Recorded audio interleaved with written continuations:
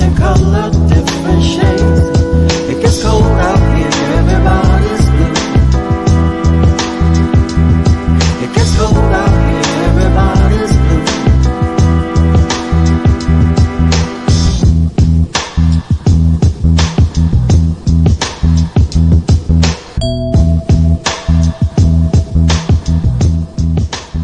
One cries all night. Thank you so much, everybody, for tuning in. Just riffin'. Tuesday night, 8:30 EST. Know where we be. Just riffin'. Special guest and tech and talk. A musicology. Just riffin'. Coming to you live at the same time. Here every week. Just riffin'. Jump in the room. Let's chop it up. It really ain't that deep. Just riffin'. That's right, y'all. Just Riffin. We're back. It's another Tuesday, February 25th. Normally we do our community jam. It's the last Tuesday of the month. Normally we do our community jam on the last Tuesday of the month. But tonight we have a very, very, very special guest that is stopping through to hang out with us. None other than legendary hip-hop recording artist, Mr. Mixx, the guy's producer, the guy that's the founder and the dude that's behind making all of the beats and DJing and scratching, cutting and mixing for Two Live Crew. That's just one group. He's produced for a plethora of people, and we're going to get into it tonight. So I'm super excited because I know Mr. Mixx for a long time. Quite honestly, that's the reason why I got into DJing as fast as I did at the age of 13, around there. So yeah, so I'm excited about that. I got my co-host, Cookie Rabinowitz. I'm his co-host. Hefner, we're in the building tonight. Cookie, what's cooking with you, man? How you been this past week? What's going on with you in your world? Well, first off, I was really stoked when I found out that DJ Mr. Mixx, did a plethora of things, because I think that's really cool that he doesn't use real leather in his projects. Pleather is great. It doesn't hurt any animals. It's good for the environment. So I'm all for it. Yeah. Yeah, he's done so much. God, I mean, the list goes on and on and on for who he's produced for, who he has been in the studio with, for being a mixing DJ, mixing engineer, and just worked with so many and so well respected. And not only that, part of what they did was they fought for the freedom of speech. For sure. They fought for that hard, because on their album, As Nasty as They Want to Be, the cops were coming down on them, for having girls on the stage and for using curse words and all this other stuff. And it was really, I just thought, why, when it was all happening, I was like, why? Well, what are you picking on these guys for? But it turned out to be actually really good. They fought and they won. So they won freedom of speech for music, and also to be able to create a song for parody, right? Redoing it, remixing or redoing a song based on parody, like a Weird Al Yankovic style, right? But 100%. Yeah. They fought for that before Weird Al Yankovic, before any of that stuff was able to even have any light. So they fought and they won on 2 cases. Yeah, man. I mean, we were both coming up at that time, and they sparked this whole revolution, really, when that stuff came out. That's when they started getting, I forget what it's even called, but the labels on the records. What was that movement? Yeah, the warning labels, parental advisory. But a lot of my favorite artists that didn't even have like questionable lyrics that might have been deemed, unsafe for kids or whatever. I thought it was really cool, because even though Two Live Crew, they sparked that conversation by just being bold artists and just doing what they were doing. I remember like some of my favorites, like Todd Rundgren and, people like that. Like I was more into the rock and roll kind of vibe during that era. But all those artists too, they kind of were like, yeah, fuck that. It's like, this is art. This is like, we should have the right to express ourselves. And they all kind of came together. And it was really cool to see artists come together and really, dispute that. Yeah. And, look, they fought and they won. That says a lot. They did that for the music industry. They did it for themselves. They could have easily crawled into a hole and being like, what do we do? What do we do? But no, they were like, fuck that. You know, we're gonna fight for our rights here, which is exactly what they did. So much props to them. And you know, a lot of people don't know. A lot of people think, Luke Skywalker, Luke Luther Campbell was the founder of Two Live Crew. It's not true. David, Mr. Mixx was David Hobbs, David, Mr. Mixx Hobbs. David Hobbs is the founder of Two Live Crew. You know, it was he'll get into the story, but it's the story's interesting, like from the beginning to where they got to, and just so many stories, and also stories of being green in the music industry when they first got in, and the whole ills of being taken advantage of because you're so green. You just want to kind of get your music out there. You don't really care that someone's, backdooring your shit, or, doing, you know what I'm saying? Like doing things that are, not telling you exactly how many records are sold or where they were distributed to, or, how many were distributed. So there all that stuff in the beginning. And I think this stuff still happens today in the music industry, which is terrible. Look at Spotify is doing it to everybody. These mother effers, not paying proper. But so there's just so many stories, and I'm excited to get into it with him. Did you check any new software out this week? Dude, I've been so deep into my solo shtick and software and hardware. I actually want to give, I don't know if this will show on the camera, if I lift it up. So, I had this audio mixer that I would mix my volume controls with my loops when I was playing them live. And there was all these cables, a big snake and everything. Well, this company, I'm going to plug them, and this is why they're called Intech. They made this little MIDI controls, very cost effective, and I can really quick on the fly mix everything while I'm doing it. But the reason why I want to shout them out is because there's another piece to this. It's called a MIDI host, and it allows my hardware to interact with each other while I'm mixing and playing live.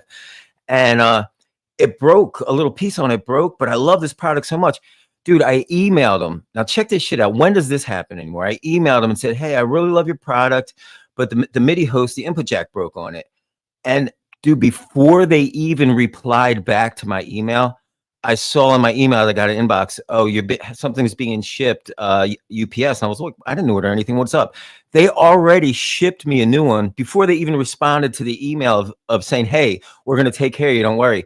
And because of that, I'm going to rock with these guys. This piece is really useful. I could use another one side by side. And, but they gained a customer for life because of that. So I really applaud them, That's great. That's good that they hooked it up. I had something similar where with Rode, they sent me that cord, the lightning cord really fast for free. I hit them up and I was like, hey, I'm trying to do spaces, like help us out here. We're using the Rodecaster Duo. And so they sent me this cord. We still have to figure out how to connect it, but all to the good. Well, I think we figured out that it won't work, but it won't work, yeah. And then but it's it's fun. It's a little snafu. But in the meantime, I think we're projecting now on our Twitter accounts, and we have on Twitch, and so we're doing what we can. We're little by little getting it out there, and hopefully people will be tuning in and getting something out of what we do here because we love doing it. Absolutely, yeah. I want to check out Kick. Kick is another one, and then obviously we're waiting for Abstract. With Rug Radio and Abstract. So. Yeah. And hopefully we'll be I would like to be on Abstract though, because I would like to really experiment with the audience there. I have not seen any music related shows. It's really only, I'm not sure what's going on there. I wish there was a better system to filter, so you could filter through gaming, sports, whatever. I just see a lot of I don't know, just a lot of odd stuff is sorry, man. I already knew what you were thinking. So I was just looking at how, but it's cool there. It's a brand new platform, and we know the people behind it. They really are smart people, and they're good business people, and they're good marketing people. I see where it's at now, and I see it as opportunity because I can relate to it when you're working on new music and stuff. And when you build in public, like if I was building some of my songs in public, I think I'd be really but the thing is, it's kind of cool to build in public. I think it would be cool if people keep building more in public and complaining less in public. And I think that would be a great, great mix. So I applaud them. And I'll tell you what, I look at it as an opportunity right now because I think it's a sleeper. Like people see it and they're like, oh, but 6 months from now, it's going to be like our friends, that we see at the 7-Eleven or at the Wawa. They're going to be like, yo, I'm doing this thing. It's streaming on Abstract. Streaming, and it's talking about software and streaming. There is something I want to mention to you. So I maintain my mailing list through the music. I started about a year ago dealing with Substack, if you're familiar with it. Yeah. I really like it. It's a decentralized type of organization. So you can basically, your direct connect with all the people that are on your mailing list, So they added a feature to it, which is really cool. You can stream to there now. So, and you can do it through RTMP, but you can gate it. So I think I'm a little hot. Let me lower down a little bit. But you can gate it. So, for instance, let's say I have X amount of people on a mailing list, like Jus Riffin, for instance, and 50 of them are supporters in a different way, like they're really more engaged with the show or whatever. We can do special streams just for them, and you can tier it off. In other words, just like you do with a mailing list, you have different tiers. So I think they're up and coming, man. They're pretty big already, but I think they're only getting bigger. And I want to add to that too. I managed a venue's website, a music venue's website, and I switched their mail. They were using MailChimp, and I switched them to Substack about a year and a half ago. And they are getting way better engagement and interaction with their mailing list since they switched that. So I don't know if Substack maybe cuts through the spam better too, or whatever, when people get it. And then once you post the article, it's right there in Substack. So I don't know. That's some new software for me that I think it's pretty cool. Let me ask you this: how have you messed around with any of the AI music stuff over the past week? No, honestly, like this past week was just very busy for me. I have not had time to do much of anything like personal stuff. It's all been business this week for me. I do want to check out Spawn. Still want to check Spawn out. I think if anything, that's going to be the next software that I do check out. Now, Noom, we had them on the show, and they just launched their iOS app. I sent you a link to it, but I was a bit. I thought there was going to be more. Underwhelmed? Yeah, with that? underwhelmed. Yeah, because I was expecting it to be the app with the music and everything on it, like so I can find music to add to my, if I wanted to buy. So I wasn't quite sure what to do there, but it's basically they want you to connect your wallet that you have your music NFTs in, and then you can listen to it from there. I was thinking that it was something totally different. So That's sort of like that one app we checked out, right? The Pirate Radio. Isn't that kind of how that worked a little bit? yeah, where you have to connect your wallet to listen and play. And I thought it was more of a like a listen to the music and stuff. And you can connect your wallet, Yeah, I have to say, I think that's a prehistoric approach, and I'm not throwing shade at Noom. I think they're awesome, and I think Pirate Radio, they were really cool people too. But I think let's not try to bring back some stuff that's it's funny. A friend of mine was working with a producer that swore by the MPC 2000 XL, and he made many a hits with it and everything. Sure. And then one day they came to that same producer after all this new stuff was out with Ableton and Logic and all that, and they were, "Do you still use your MPC?" And he's like, "Fuck no, I don't use that fossil."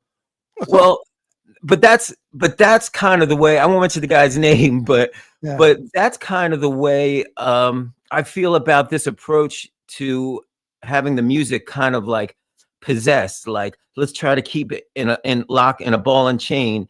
Right. Like, let's get it out there to Get the people. music out. Yeah, let's get it out, and let's monetize in some other creative ways. I mean, not necessarily not through the music, but I think this technology is way more powerful than let's lock it all up in a wallet. Like, you buy it and lock it in a wallet. But I think they're doing it. So they're building shit, and they're doing it, and there's iterations of building, just like we were just talking about with Abstract. So I think in the future, all these people that are working really hard, they're gonna stumble upon this stuff, Yeah, for sure. Yeah, and I agree with you on the sense of like going backwards. Like I think that we're let the music be free. let them not free, but free the music. You know what I mean? Free it up from it being trapped into like a cave or into like your own little thing. I think, let people hear the music, and if they like it, then let them purchase it. They can purchase it from there, or anything else, like you said, anything on a creative side of things. For sure. I mean, I do want to add to that that I think it is really cool for the music to be free from the artist, If the art, right, not right, from Spotify. right, Like, I'm the artist, I created this, here it is. Not I'm the artist, here Spotify, make money off of it and then give it away for free. right. Yeah, Like, exactly. Yeah, yeah. It shouldn't be up to the platform. It should be up to the artist solely to do what they want to. It's their music. They have their own rights. Let them do what they want to do. If they want to give it away for free, whatever they want to do with it. So I agree with that there. But yeah, like I said, I do want to check out Spawn. I really like what I see. But then again, there's a lot of smoke and mirrors. Like we discussed, that they don't have a trial period, which I would love to. I always like those trial periods because you get a chance to check out the software before you, decide you want to purchase it and spend the money. for sure. And it's such a basic procedure too, to time, to put a time limitation on a product. Sure. And these days you can do that pretty effectively. So I mean, I think it's not where, like, it's the opposite of what I was saying about that company that sent me out the product. This is the opposite of that. Yeah. This is like, spend your money. Once it's spent, it's ours, and good Right. luck. Good luck.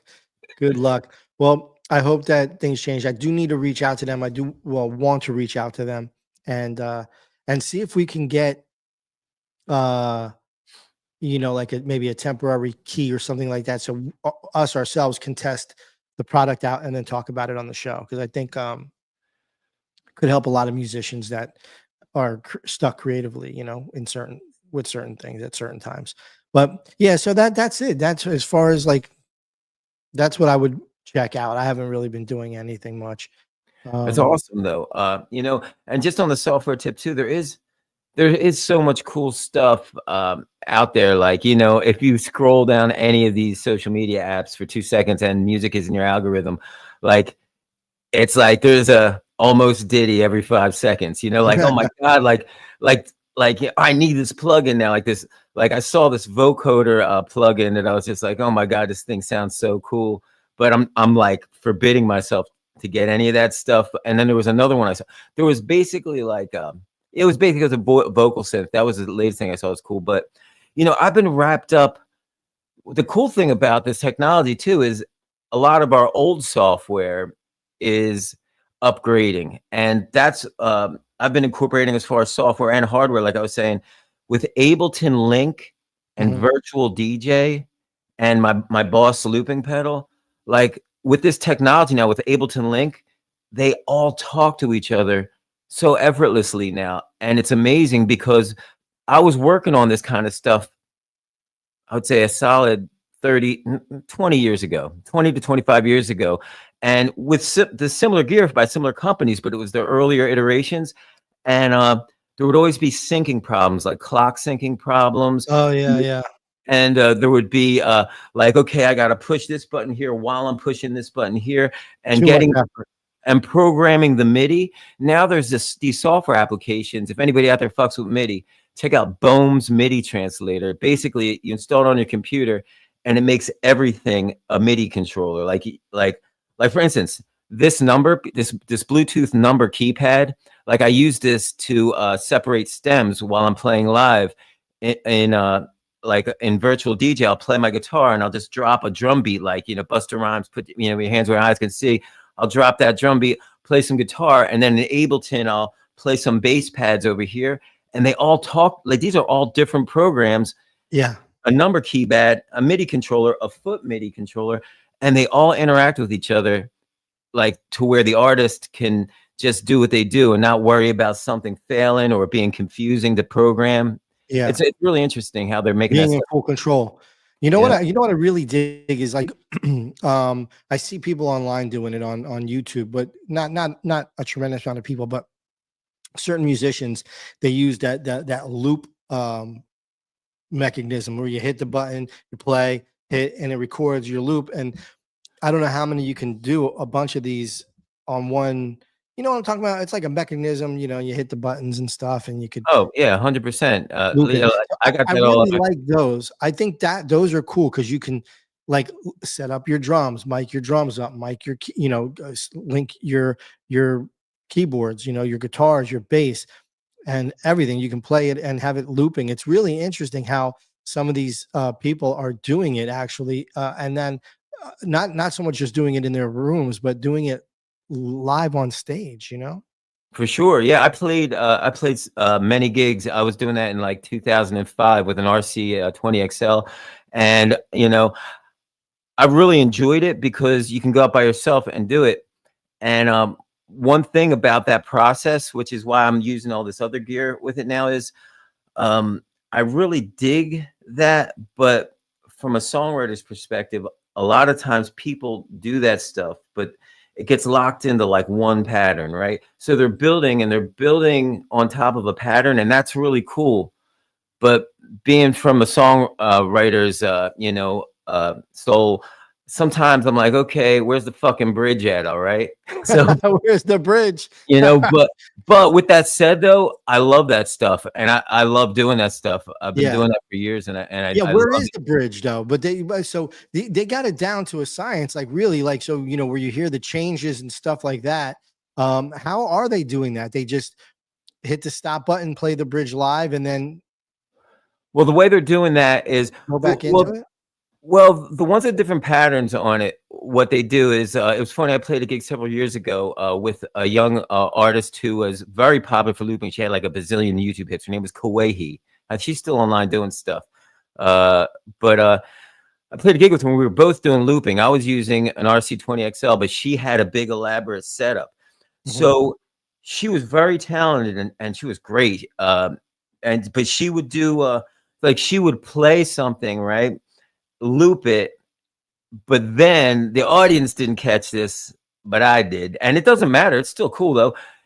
When she would trigger the next part, like that next part was already in a clip, but she still played it. It's just that, like, you don't want to. Here's the thing: you don't want to hurt the flow of the show by, obviously by stopping and recording a different pattern. But there's also ways for that pattern to keep playing while you're playing the other pattern.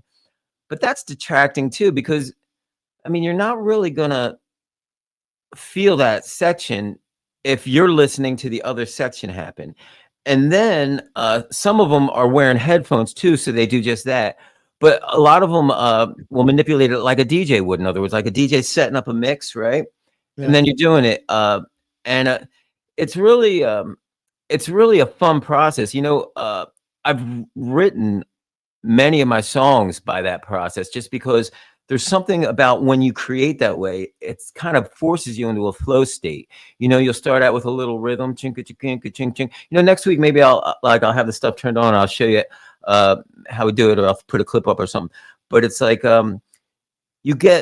it's really easy to get into your zone as a creator when you're looping, because it's kind of almost hypnotic. Like you create this thing, and then you're like, okay, now I'll do a little boom, boom, boom, boom, boom, boom, boom. And then I'll do a little ching, ching, ching. And then I'll be like on a vocal. And then I'll do a harmony, And then before you know it, it sounds like something. And then that's playing. And then you're singing. Then you might come up with a melody, right? And Jus Riffin, whatever.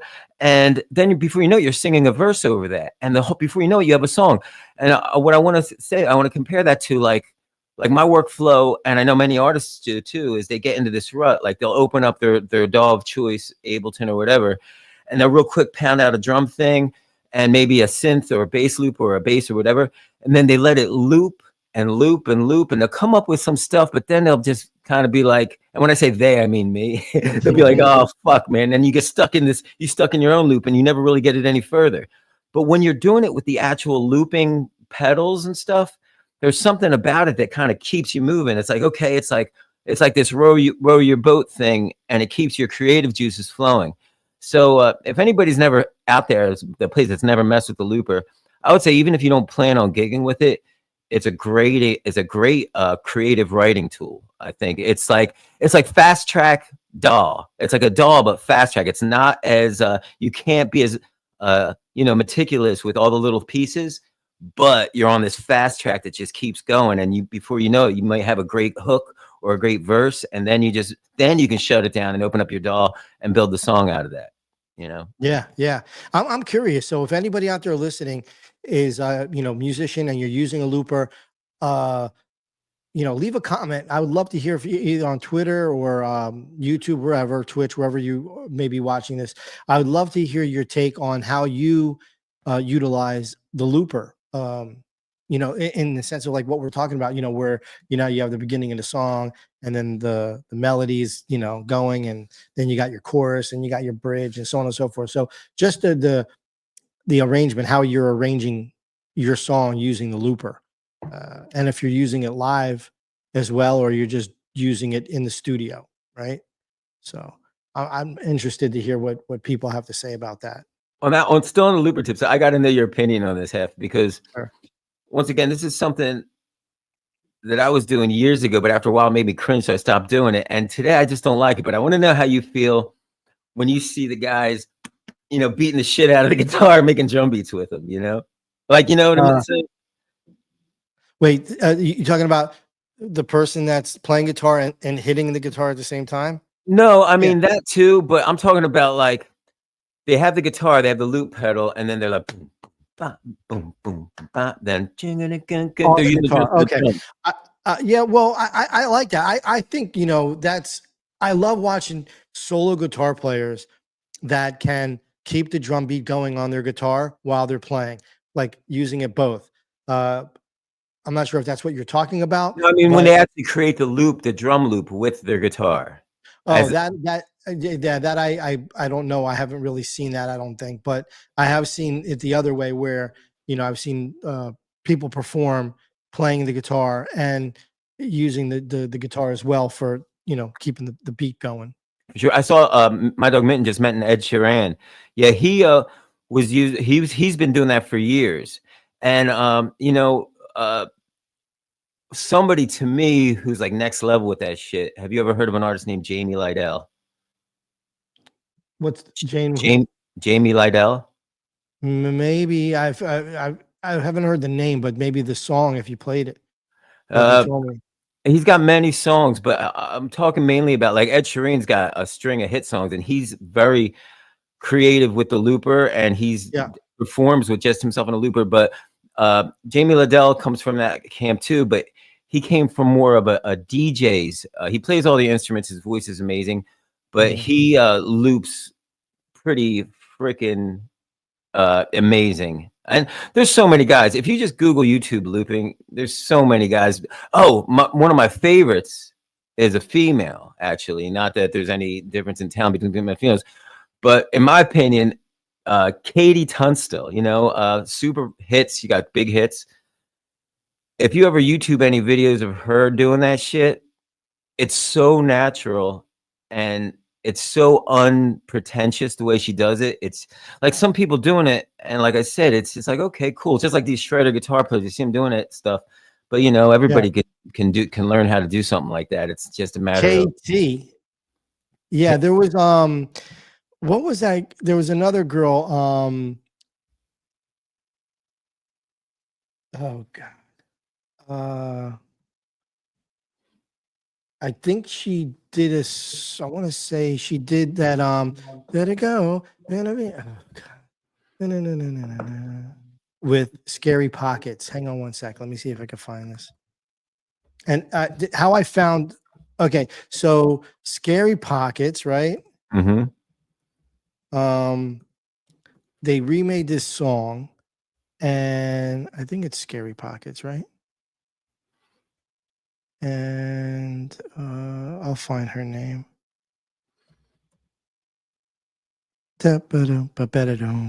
Anyway, when I find her name, I'll tell you. But I saw her actually doing it, because I went to do a little research on the band and what was going on, and yeah, she ended up doing this thing that blew my mind. I was just like, wow. Her name is Elise Trove. Let me see if I can find her. Hold on one second. But she blew my mind. I haven't seen KT.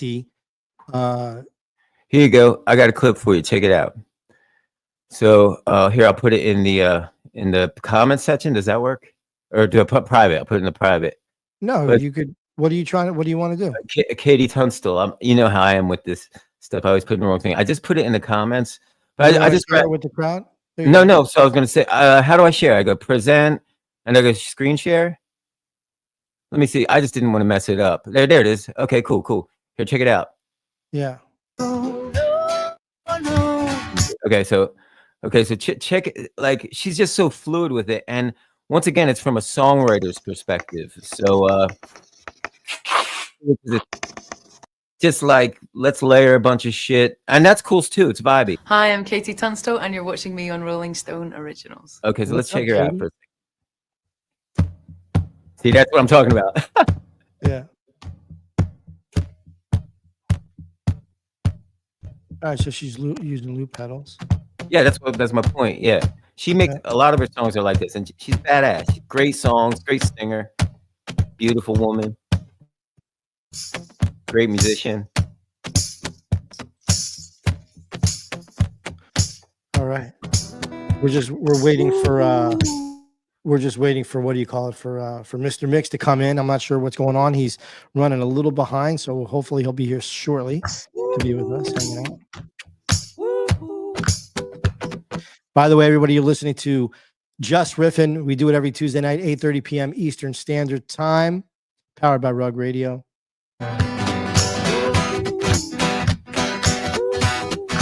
So she just moved all that stuff live, and that's just gonna bust out some vocals.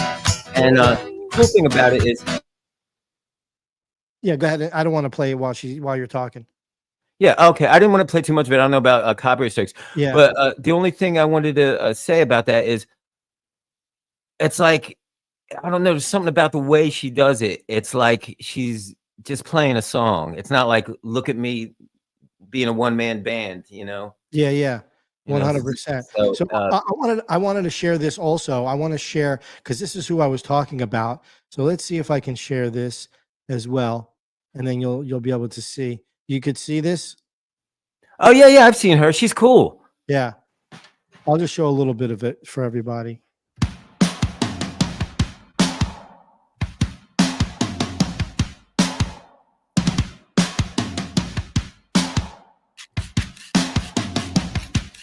Everything as it was. Everything. So Cool. yeah. She has a bunch of great stuff. This girl, what's her name? I forget. F. Hang on one sec. Her name is Elise. I can't pronounce it. 12. I'll put it up in the chat. She's great though. yeah, One thing I she's want to awesome. say, she's doing. Oh, go ahead. I'm sorry. I was gonna say she does it in her bedroom, you know. Right. But the advantage to that though is, like, I'm sure she goes out and does shows too. But I like the way she does it in her bedroom, because it's the visual is good, but also the sound quality. Like, she has everything dialed in right through her DAW. Dialed Yeah, in. and I've been experimenting a lot with that myself lately, and it's not that easy, you know. It's not that easy to get everything dialed in just right, and then you know, also play it live. But like, the worst feeling is when you just do a killer performance and then you go back and play it and you're like, oh my god, man, what was that? Like, what were those sounds? That's like, it wasn't adjusted right, you know. And after, and then you know, and then you get a bag of Doritos and take a nap. That's right.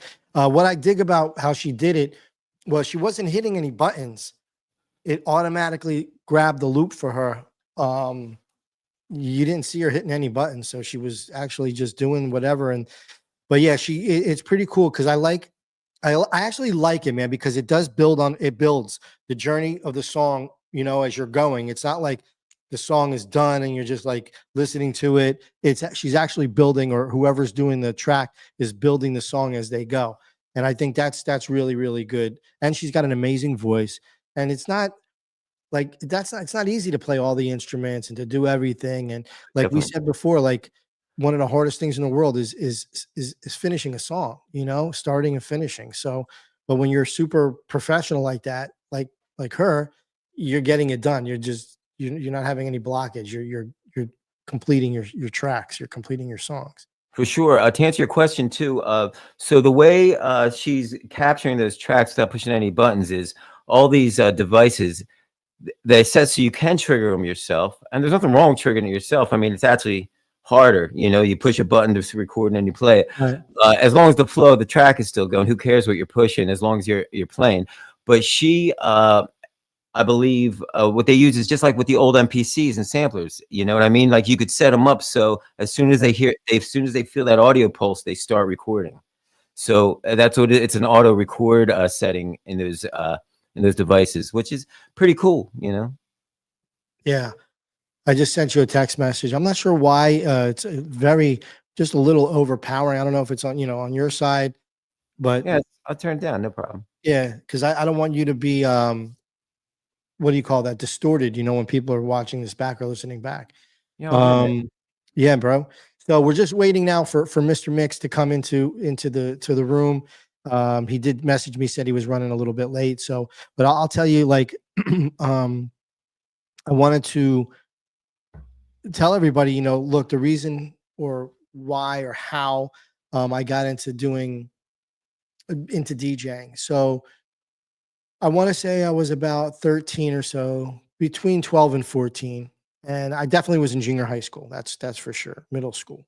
And so one of the girls that we went to school with, her dad owned a teen club called Randolph's in Loman's Plaza in Aventura. Okay. North Miami Beach, Aventura area here in South Florida. And so we go to the show, and I didn't really know. I knew Two Live Crew because the song Throw That Dick came out. So we knew that, What'd you just show, Wrecked? No. I was just taking a sip of my coffee, but when you named this song, it's just it might have seemed like I was laughing, but I wasn't laughing. I was smiling because, once again, just what we were talking about before, how those guys really just kind of came out boldly and changed the game, Yeah, it just changed the game. They did have a record that came out before. So it was Revelations on one side with Amazing V, and the other side was Beatbox with Fresh Kid Ice, Chris Wong, rest in peace. And so that was their very, very first record coming out. And then they ended up, coming down to Miami because Luke was a promoter. Hopefully when Mr. Mixx gets here, he could tell a little bit of the story. And then they ended up, just kind of staying here, I think is what happened. Like, why not? I think Mr. Mixx's mom lived here, I think is a story. And so yeah, it just ended up where it ended up working out for them. But so nonetheless, so they do this show, and I'm amazed. Like, I knew about hip hop since I'm 8 years old, 1979 or so, and so I was really into that sound. It was Sugar Hill, it was Rappers Delight was the first hip hop song that I ever heard. I think like a lot of other people in hip hop, that got into hip hop, that was their first song. But so I hear that. And so I was a fan of that style of music. I didn't know what more, Grandmaster Flash and so on and so forth. I kept finding little tidbits here and there. But then when Two Live Crew came out, and being from Miami, I would just like, that music was so fast and had the 808s and the bass and everything. And so, kids were starting to put, like big speakers in their cars with amps and crossovers and Benzie boxes and all kinds of, crazy stuff, that was happening. And so this music comes out, but so they do the show, they perform, and this was like an outdoor mall that we were in, and the club was in like the one side of the mall.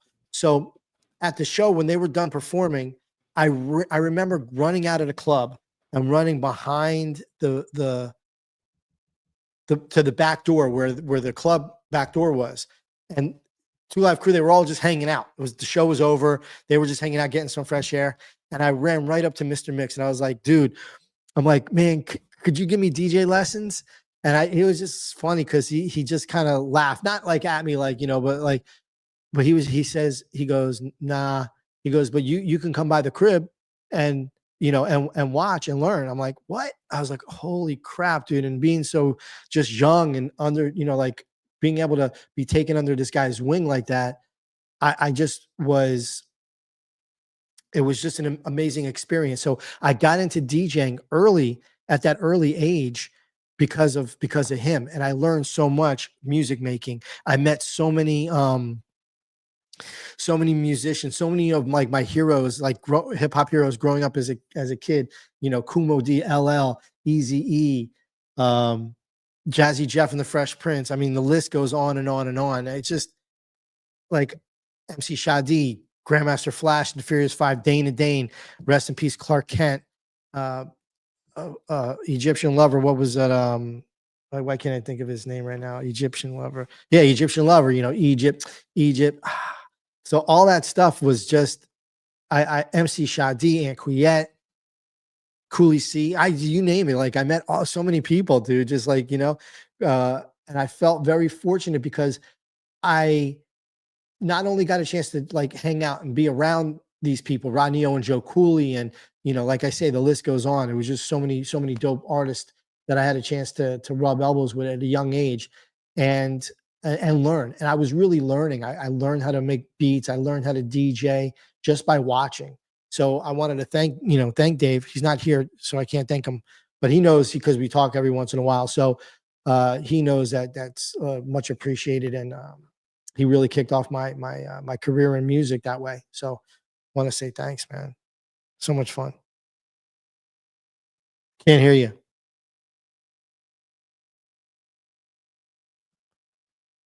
Can't hear your mic is muted. Sorry, man. Let me ask you something. When you were at that period of your life, like I know you were coming from like playing drums and stuff like that, but when you got into the hip hop realm, did you gravitate more towards the DJ part or the beat making part or the MCing part? Like what part did you feel the most love for? If there was one, or if you just like them all equally, that's well, I could just tell you, like I like them all equally. And I'll tell you, first I started DJing. And then I got into, I started, I want to say around 91-ish or so.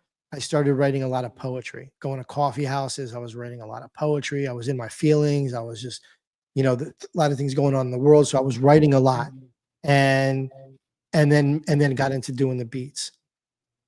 I like all aspects of it. I love to write. I love to make the beats. Unfortunately, I don't like writing to my own music just because I think I hear it so frequently, and I'm like, oh. So I love writing to other people's creations, other people's beats, but I can still write to my own. Not that I don't. I prefer to write to somebody else's beat, you know, and give somebody my beat so they can write on it. That's cool.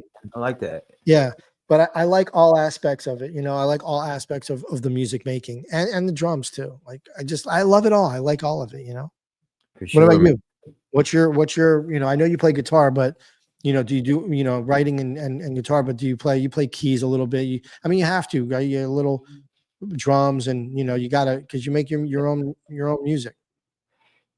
Yeah, you know, it's always to serve the song. Like I have a love for guitar and bass, but it's always to serve the song. I love guitar so much that sometimes, like a lot of my songs don't even have guitar on them because I love playing it. I just love the way the strings feel under my fingers so much that a lot of times when I'm making music, I'm not thinking from a service point of view for my guitar playing. I'm thinking of, oh, I want to be a pig, you know?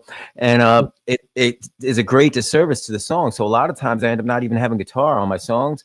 But the thing I love more than anything is just being in that flow state and having a song happen. And when that happens, it feels amazing. And what you were saying about a song, like, or you liking to write to other people's music and vice versa, I think that's really cool because it kind of like, I think like the mixing, the melting pot of things is really cool. Like I really love producing music and I produce a lot of music, but I really like my music best when other hands touch it. After, like, I'll do it, I'll take it as far as I can go, but before I release it, if I really love it, I'll throw it off to my. Am I still high, Hef? No, you're good. Okay, I'll throw it off to like a couple of my friends I know that are just amazing producers, and I'll throw it to them, and it's because it's just they put their stink on it, and now all of a sudden it's extra stinky. Because if it's just got one stink on it, that's just stinky pinky, But if you got two stinky people on it, then you got got a little bit more you got a little bit more inertia happening, and I think it's I don't know. Yeah, I think look, I like to collab too. I think it's good to build with somebody because sometimes you're just doing it all by yourself, and sometimes you need that helping hand or an extra ear or extra hands or something like this to that effect. Not saying that making music by yourself is all bad. I mean, look at there's so many amazing artists out there that do make music by themselves without having any issues. I like collabing with people, especially with hip hop, because there's an energy that's involved. That energy is like super important to me. You could be making beats in your bedroom or wherever, in your basement or whatever, but when you have people around, that's when your shit is hype. Like people are nodding to it. People are like, yo, like that's For sure. a slapper, that's a headbanger or whatever, For sure. That's exactly what I agree with you 100%. That's the energy. It's the chemistry. That's a lot of magic happens that way. With that said, though, I really like the writing process. I prefer 100% to be totally by myself while I'm writing. Yeah, just the way I enjoy it. Yeah, me too. But when it's putting it together and producing it, even though every day, a 3-year-old kid is capable of producing a whole track from soup to nuts on his Android phone from 2010. I mean, that's where we are with technology now, and it'll sound record radio ready too. Yeah. But it's what you're saying, that energy, that magic of a band of music with other people. There's something really special about that. And, that's a balance that I wouldn't mind having more of in my life. The thing is, as we know, as we get older, it's harder to maintain that time to get a group of grown adults in the same room. Right. Not where, I got to go take my kid to soccer class in 2 hours, or, you know what, I got to pay my bill. It's like where they're in the room and they're not caring about anything except for getting the song done, Most definitely. I think, look, this is the same. So with hip hop, I like it, when it's not like a mass amount of people, but like, a couple people are collabing together. But with a band, you got to have it. You can't. I get bored if I'm just sitting and playing drums and there's no bass, there's no guitar player, there's no keys, no nothing, no horns, but when you have all that, the energy is ridiculous. You know what I'm saying? And it's just, that's really what makes it. That's what makes it. For sure. What it is, I mean, you can get it done without that, but it's not the same, and it's not the worse. Energy is different. It's not worse, but that thing with the band, what that you're talking about, that's something very special. And when bands have through the ages have done that right, it's you can't touch it. And they might, individually they may all be the shittiest musicians on the planet, but when they come together, they got that explosion. And it's something that it'll always be magic. That's right. Speaking of special, Mr. Mixx from Two Live Crew is here with us. He's getting set up right now, so we're gonna bring him up in a minute. But I want to introduce, he's a true legend, a pioneer in Miami bass, hip hop music. I don't remember hearing any Miami bass before Two Live Crew. Two Live Crew was my first introduction to Miami bass. We didn't know it was Miami bass at that time. It was just, like it became Miami bass, but because of Mr. Mixx, because of David Hobbs, the founder of Two Live Crew, he's the reason I think Miami bass existed, because he was the first one, in my opinion, to be doing it and to be using the fucking 808. That's a for sure. So I want to bring to the stage my homie, Mr. Mixx. What's happening, Dave? How you feeling today? What's good with you? What's the dilly? What's going on? Looking good. You look like you haven't aged since the last time I seen you, which was many moons ago. Let's hope some moons is left. Let's hope a whole bunch of moons are left. Me too, man. Me too. Yeah, we got moons left. You got plenty of moons left. So we were talking about just music in general, you know, working with people and getting that energy and the vibe going and whatnot. First of all, welcome to the show. Welcome to Jus Riffin. I'm so happy that we're able to have you on tonight and shoot the shit, because a lot of people don't know much of the Miami-based history, much of that history that you actually started, that you pioneered. So yeah, I mean, I don't want you to have to, you know, the story's been told a million times, like how you started and, you know, from the army to everything. So let's give a brief, a brief introduction, Dave, if you don't mind, to everybody, Okay. like how it came to for you. Yeah. Basically, I was always into music. I played saxophone, when I was in elementary all the way through high school. So I had, music acumen already in me.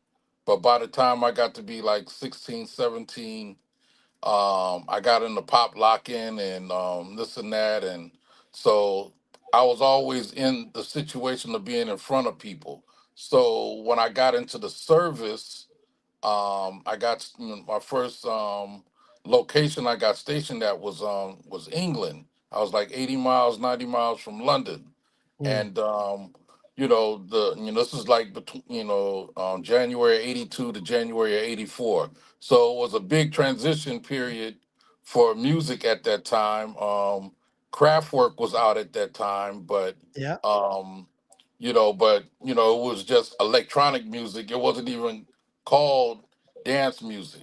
You know what I mean? right. At that time, in the eyes of most people, you know what I'm saying? So it's one of those things to where I was always, into the music, like I say, pop locking and this and that. But then when I got to England, there's a lot of guys from New York that's in the, in the military and all of that, and they're telling me about, the break dance where people are spinning on their knees and elbows and on their back and on their head, and me coming from California, I had never seen that before, so I really thought they were lying, and that the pictures were like props.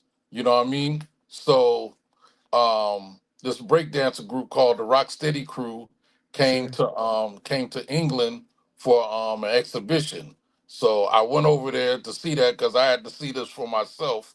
So when I get there, they come out and then they got a DJ there with them, and it was Africa Islam, the DJ for Ice T. Yeah, Ice-T's DJ. Yeah.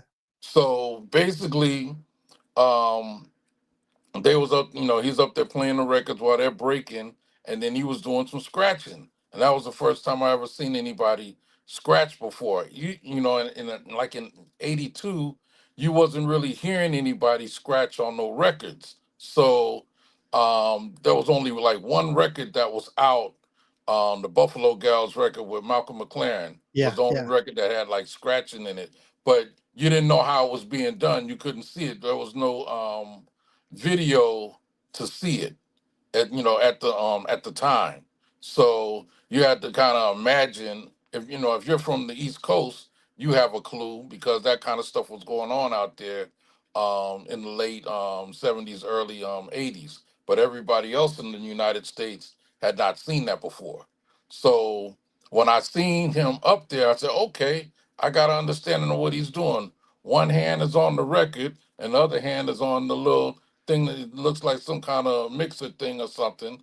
So when I got my next paycheck, I went and got me two little makeshift turntables and a makeshift mixer and start practicing what I was seeing him do on stage in my barracks room.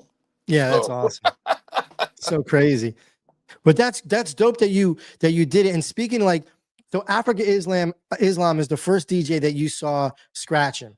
And the first yes. DJ I ever saw scratching was Mr. Mixx from Two Live Crew. And I want to say, dude, and you said 82 to 84. So when did I meet you? Was it 84? Because I think, I got to Miami like in 85, 86. okay. We we had came down there and did a couple of shows with Luke Yeah. in '85. Made what was that, Labor Day weekend, and then we came back for New Year's. So uh, like I say, the whole situation with Luke was very different. Um, we were, me and Fresh Kid Ice, we were in the military in California. When I left from England, I got stationed in California, and both me and Chris Wong, we worked in the at the hospital. He worked in outpatient records, and I worked in the dining hall. Yeah. So when I got out there, 2 years later, 1984, I done honed my skills and this and that, and went to New York and got me some 1200 turntables on my way coming back from England, and there was a couple other I things love. that. Go Yeah, ahead. go ahead. Go ahead. No, the thing about it, right, was I there were so many New York, Philadelphia, New Jersey guys that was in the military that had a clue of the stuff that I was doing, but a lot of times they would never see anybody doing it. Me Live. actually having the Okay. turntables in the barracks was a hell of a thing. You were And you were the you were the most popular kid there, I'm sure. right, right. Making tapes and all kind of different stuff. So Yeah. one of the dudes said, "Yeah, my younger brother, he's a DJ in New York. We're from the Bronx." And he introduced me to him over the phone. And then when I was leaving back to come back to the States, to fly from England, you got to fly into New York to be able to be dispatched to whatever part of the US you're about to go to. So we hooked up, and I said, I want to get some 1200s. So we went down on 42nd Street, got the two 1200s, but he lives in the Bronx. So we had to get on the subway Oh with shit. these Return. with these turntables and a mixer, and those the way that the boxes are made, you can see what it is Yeah. that's inside the boxes. So I'm just thinking, man, we're gonna get clipped for these damn turntables. We're gonna get clipped for these turntables. But we got off. He lived on 166 in Grand Concourse. So we had to walk from the subway station to where he lived, and Yeah. I'm just happy That you made that it. nobody really. I mean, it was like maybe 2 or 3 in the afternoon, so maybe the thugs wasn't really out and about that really knew what the stuff was. It was still Yeah, 1984, you know what I mean? So it was only going to be certain people that probably knew anyway. for sure. And the Technique 1200s are fucking heavy. They're not like light Right, turntables. They're right, hella heavy. right, So exactly. I unbelievable. guess the young energy, you're able Yeah, to carry. that's right, dude. I wanted to say before when I almost cut you off there, but I love the story of how you got the 808. How you found it in a pawn shop driving and had to circle back around, and because I mean it was expensive back then. All that shit was expensive, man.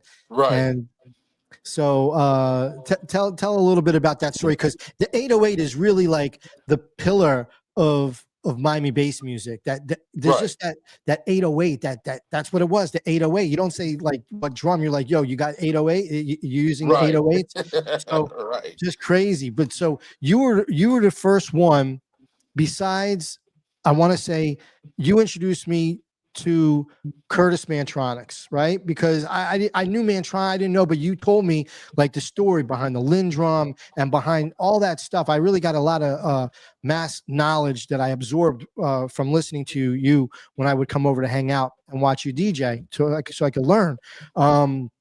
But tell us about the 808, how you got into the 808, and then because you were a fucking master of the 808, the cowbell, the hi-hats. I don't know how the hell you made the patterns. I was always like how in the fuck did he do that?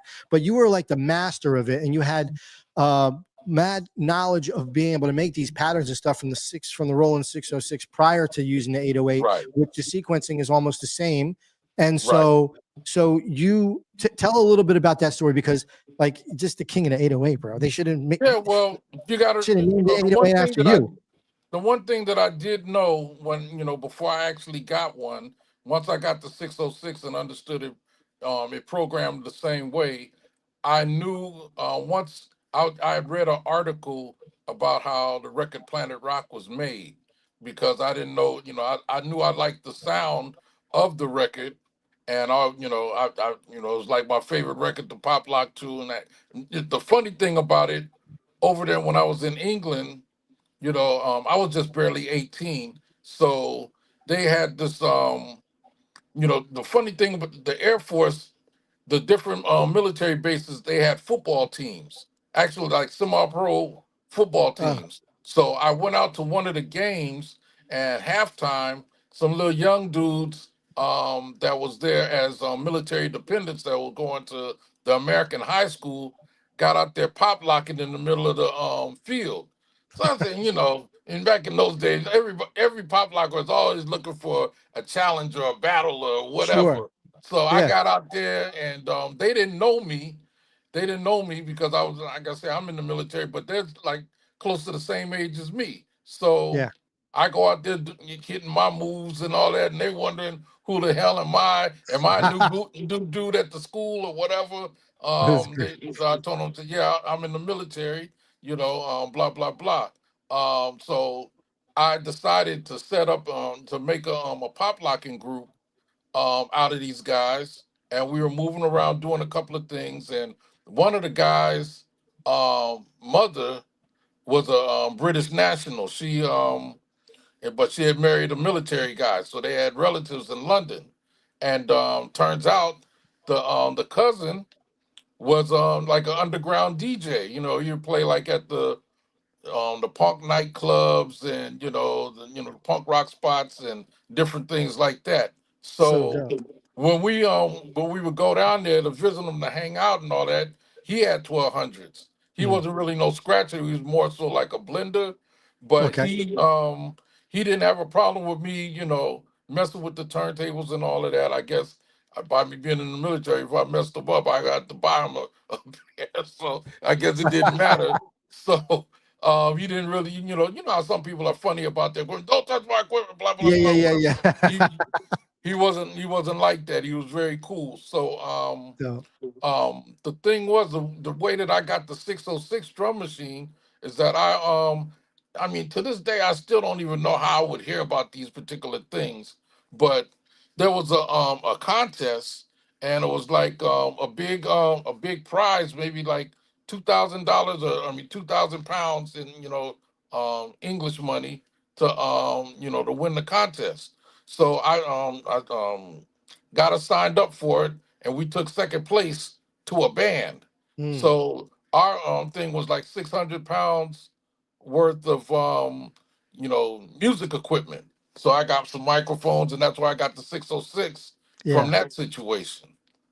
So it's just really funny how how things are, or how things go. How things turned out, like in the way, because honestly, like, dude, you're a legend, Mix, and it's awesome to hear the lead ups, because Right, even for you, and it could be for any famous person, I'm sure when you sit and you think how in the fuck it all came to, it's just right. miraculous, like how things fall into place and got you to where you were in order Right. to tell these stories. Like, that's just amazing Yeah, it's to it's me. funny, that it was just like a constant elevation, constant elevation. Yeah. And it's one of those things that when I think back on it, it's like it's really amazing how the steps actually went. So like when I seen the situation with the 808 Yeah. was, it was way expensive when but I was able to go to the music store and program it like I'm practicing on it, trying to make sure that you Yeah. know what it is that I'm hearing on the record. So there was this record, Mastodon Funk Box Party, where it's the 808 drum machine. It's a long instrumental. So I said, well, you know what? I'm gonna try to program that on this machine, and I was able to do it. And same thing as with Planet Rock, I was able to discern how the drums were going on the track. So once I got, the machine is basically made off of 16th notes. So the 16th notes is the way that the hi hats are going. So it was easy to kind of get an understanding of how to make the stuff do what it needed to do. And Right. you know, by me listening to the records, that's why a lot of my stuff is based off of Planet Rock, because you know the 808 drum machine was used to make Planet Rock, but it was just they just had the kick as a regular kick. There's a knob on there that you can adjust to make it, you know, more fuller sounding, or you know, you turn it all the way open, it Yeah. you know, it makes the, you know, the traditional 808 boom The sound, but boom. nobody really knew that until they got the machine, and when you were just tinkering around with it. You Yeah. know what I mean? It, So it, that machine was a miraculous machine. I could never understand it, you know. But by the time I was making beats, it was the SP1200 was available. So that's how I mhm. learned how to make beats on the SP1200. But I remembered, you know, like you had this thing, the 808, and it had the little like, man, just those colored, no, the colored like Buttons. tabs or whatever, Yeah, and then yeah, the the light little would buttons, run just through. tabs, right. Yeah, and Right. the lights would run through with a pattern. I just never Right. understood how to sequence it. I just thought, man, you're a genius. How in the Yeah. hell are you sequencing this thing? Well, there's two different ways that you could sequence it. Where the buttons were, you could push on a button, and like say for instance, there's a knob where all of the different instruments are. So you turn the knob to CB, that's cowbell. So as the light is running across the machine, right? Yeah, yeah. That's, you know, that's giving you the 1, 2, 3, 4 count, Right. okay? And then the buttons represent, you know, which where it's gonna hit at. You know what I'm saying? So if you want the kick to go boom, boom, boom, boom, you're just doing the first one in the first four, then the second one in the second four, and then you know, so you're able to see how the pattern is. Yeah. And You then know you what I'm had saying? you had multiple sequences, right? So you could Right. Exactly. Number pattern one, you sequence. would have a certain pattern. Number two, you would have a certain pattern. Number Right. three, you would have a certain pattern. But you know, you had to turn a knob to make it go into the situation to where it would be that that one particular pattern. So that was the only bad thing about the 808. You could only have like 12 patterns in it. You know what I mean? And then there's the last four buttons, 13 through 16, were drum fill buttons, meaning that there's a switch on there to where um, if it's you know, if the beat is running 1, 2, 3, 4, 1, 2, 3, 4, 1, 2, 3, 4, then one of those buttons on the end, you know, you hit it and it'll play. There's four premeditated fill-in patterns that does, you know, a full 4 count, 1, 2, 3, 4. So you let your regular beat go 3 times, and then you'll go to that one, and it gives the drum a 1 bar drum fill. Just so So incredible. Just so fucking incredible, Dave, because nobody I never heard anybody manipulate the machine like you did. Like the beginning of Throw That Dick, you know, with the cowbell, pa, pa, pa, pa, right, and just how in the like just amazing how you made these beats. First of all, I want to know, because you know, like I said, you know, you said you were influenced by Planet Rock, you know, Africa Bambaataa, right? So hmm um and the tempo was fast. right. So was this because you created Miami bass, in my opinion. I don't know anybody else that was doing it before you, Dave. So Yeah. and if there Well, is, please the please funniest thing about it is, please correct me if I I'm wrong. let me just say this. The funniest thing about it, right? It's obvious we didn't have any clue of how, you know, significant our record was in the marketplace, because there was this other record it was called Bass Is What They Want. It was like an instrumental, and Amos Larkins had did that, but it was based off of the beatbox beat. Mm, It was based off of that. And then this, now here's the craziest part. I never really tripped off of this until maybe about 3 or 4 years ago. I don't really know when Bass Rock Express came out. It was out by the time that I got there. It was yeah. out because I heard it. That was the first time I heard it when I got down there. Yeah, you might be right. But the pattern is the same pattern as beatbox. Yeah, yeah. And beatbox is your record. So that's Right. like, yeah. So you were making Miami bass music before you even got to Miami. So Right. Well, and then that's the funniest thing about that is that the term wasn't even something that we came up with. Right. That was the record distributors came up with that term. With Miami bass. Yes, they say, Yeah. they say that, these guys are selling a bunch of records in Miami that got a lot of bass in them. Yeah. Yeah. That's And where the that's how it term came comes about. from. That's incredible, dude. Hey, you know what? I want to interject real quick. I'm sorry if this is a novice question, but I come from like a different genre of music. But when you're talking about the 808s and the limitations as far as with the patterns and the amount you could use and everything, and you're building these patterns, when you would go out and perform live, would you bring the 808 or would you like dump Yes. them? You would actually bring the 808 and then you would just Right. in real time. Especially in the early days, that's all we had. We didn't, it was before the SP Sampling. 1200 was really available to take out on the road that way. The first year off of the first album. Matter of fact, when I met Mike, the album wasn't even out yet. It was just the Throw the Dick record was Go to Dick. out. Yeah, that was it. But I had the We Want Some Pussy drum beat in the machine. And then Okay, wait, also real quick. had- Let me stop you real quick. Okay, We Want Some Pussy. Now, I remember at that show, you guys, it went, I Want Some Pussy. Was it I Want Some Pussy and then you changed it to We Want Some Pussy, or was it always We Want Some Pussy, but you guys Well, were saying at I on the stage? 'Cause- at the time, the record wasn't done yet. We hadn't recorded it yet. It was just something that we was doing as part of the show. It wasn't recorded yet. Yeah, see, I remember you guys saying, I want some pussy. And then it changed to We Want Some Pussy. And I was like, man, I know I'm not in a time warp. But so you guys actually, you guys actually did say I want some pussy, right? Probably so. I mean, Yeah. that was before, like I Wouldn't. say, the record wasn't. The reason why I can say that is because the same day that I met you at that show, Yeah. I met my child's mother that same night. Later that night, Wow. That's awesome. we left from Randolph's and went to this Yeah. nightclub.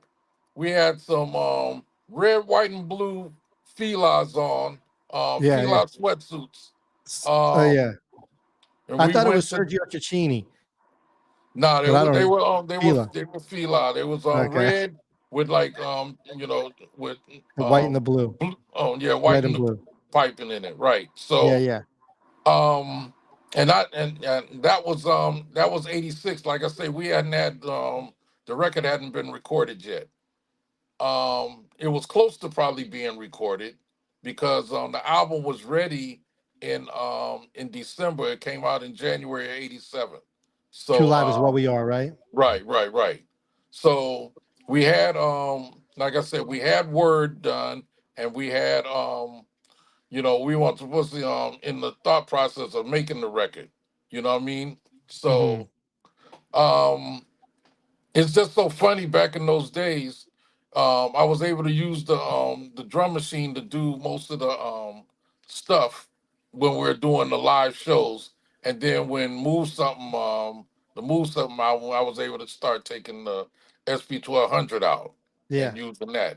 And that Yeah. was the one thing that was cool. Some of the stuff we was able to do off of the drum machine, but some of the other records had to be done off of the records. You know what I mean? And Yeah. it was really tricky back in those days because you couldn't really have you could have some instrumental records, but it was dangerous to do that because if the record skipped, Yeah. you You're wouldn't fucked. know where the hell you were at on the Yeah. record Yeah. performing. For sure. Oh man, that's wild. Flying with that net. Hey, on the We Want Some Pussy, since we're on that topic, I DJ on the side, not really DJ. I'm more like just but at a strip club, so you know what I'm saying. But Right. but we play it's funny, still to this day, like every time there's a hot seat, Two Live Crew is the double shot set we play for when there's a hot seat, when there's a bachelor on stage. And but speaking of which, the girls request all the time, like Splash from Tyga, which is We Want Some Pussy. Right. So Right. I don't Yeah, know. they used our record for that. Yeah, Right. I think it's a real big nod, and I think it's awesome. Like when you think today, these I mean, I don't know about the business end of things, if that's cool, but as far as just the tribute and the nod to the music that was changing the times at the time, they're still utilizing it today. I don't know. It makes me feel cool, like good inside, like that. You know, that stuff's still getting shine. You know. Yeah, well, it's getting shine, but kind of in the wrong way because it's like, the one thing with us is that now the records to the young people are bigger than the name of the group. A lot of people don't know the name of the group. They know the Yeah. songs. So, which is cool. At least they know something. You know what? Now that you mention it, they don't even know that. Like a girl will come up to me at the club and she'll hum me a little bit of it. Usually Right. below the booth. Now I'm just kidding. But she'll hum a little bit of the song, but she won't even know the title of the song. She won't know the name of the band or the title of the song. The name of the Right, I'm right. like, how much do you really like this song if you don't even know the title of it? Right. And funny. and like I say, it's a whole, with these young people, it's a whole different situation with them with music. They Yeah. don't, I would say two, maybe 1.5 to 2 out of 10 people that's under the age of 30, they don't even know what a record store is. You know what I mean? They will never have the understanding of going into a store looking for your favorite record and this and that. They just don't have a clue of that part of it. No, not even not even. You know, Speaking of records, man, I wanted to bring this up also because what you did, Dave. Um, it was very difficult at the time when you the first album, and making the music, because this was an 808 you were using, and there was no fucking sampler yet. There was no right, SP12. There was nothing. So you had to actually take the records that you wanted to use as a sample and play them in the studio when you were recording, let's say every other 8 bars, and then going back and right, forth. exactly, Yeah. exactly. So take us through a little bit of that.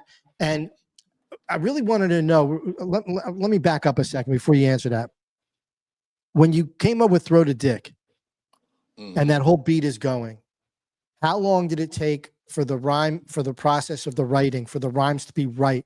How many go-throughs did you go through and say, no, I do it think again? Or was it think set? that I think that Chris did pretty good with that because he had wrote it, and once we went into, we actually recorded it in California when we had came back from being there on, the New Year's shows that we came down there to do. Mhm. When we got back to California, we recorded the record, and it seemed like he got it pretty.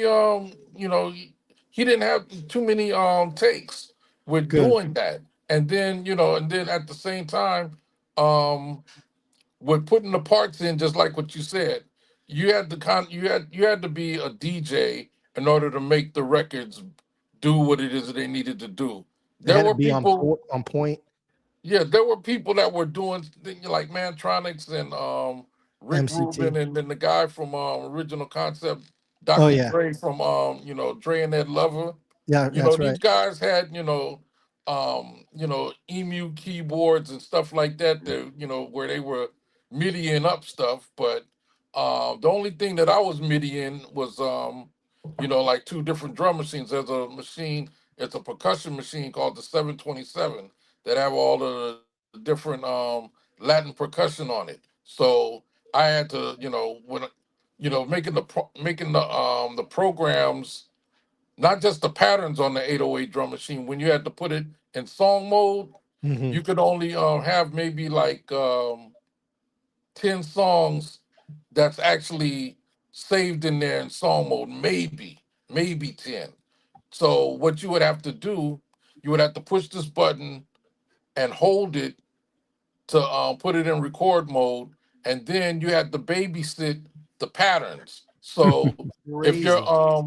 if the pattern is, the main patterns that you're using is on pattern 1, pattern 3, and pattern 5, you have to sit there and manually, let it play through, and you have to remember how long you let it play because it's gonna remember it the way that you just did it. If you fuck Yeah. up one time, then you gotta erase the whole thing and Yeah. then Yeah. do it all over again. So I Yeah. had to do that for both the 808 and the 727. I had to have them synchronized to where you had to program the 727 the exact same way to where it would all, play out. Yeah, So in other words, it wasn't difficult for me, but for the average Joe Blow to know what sure. was being done, it just, Yeah, and then just like what you say, you had to blend the records in, the sample pieces that you wanted in. Um, for the first album, I didn't have to do no whole bunch of blending because most of the stuff was like you scratches. scratched in. Yeah, you scratched it in. Yeah, You know what I'm saying? I'm scratching them. I'm just doing like, scratch pieces.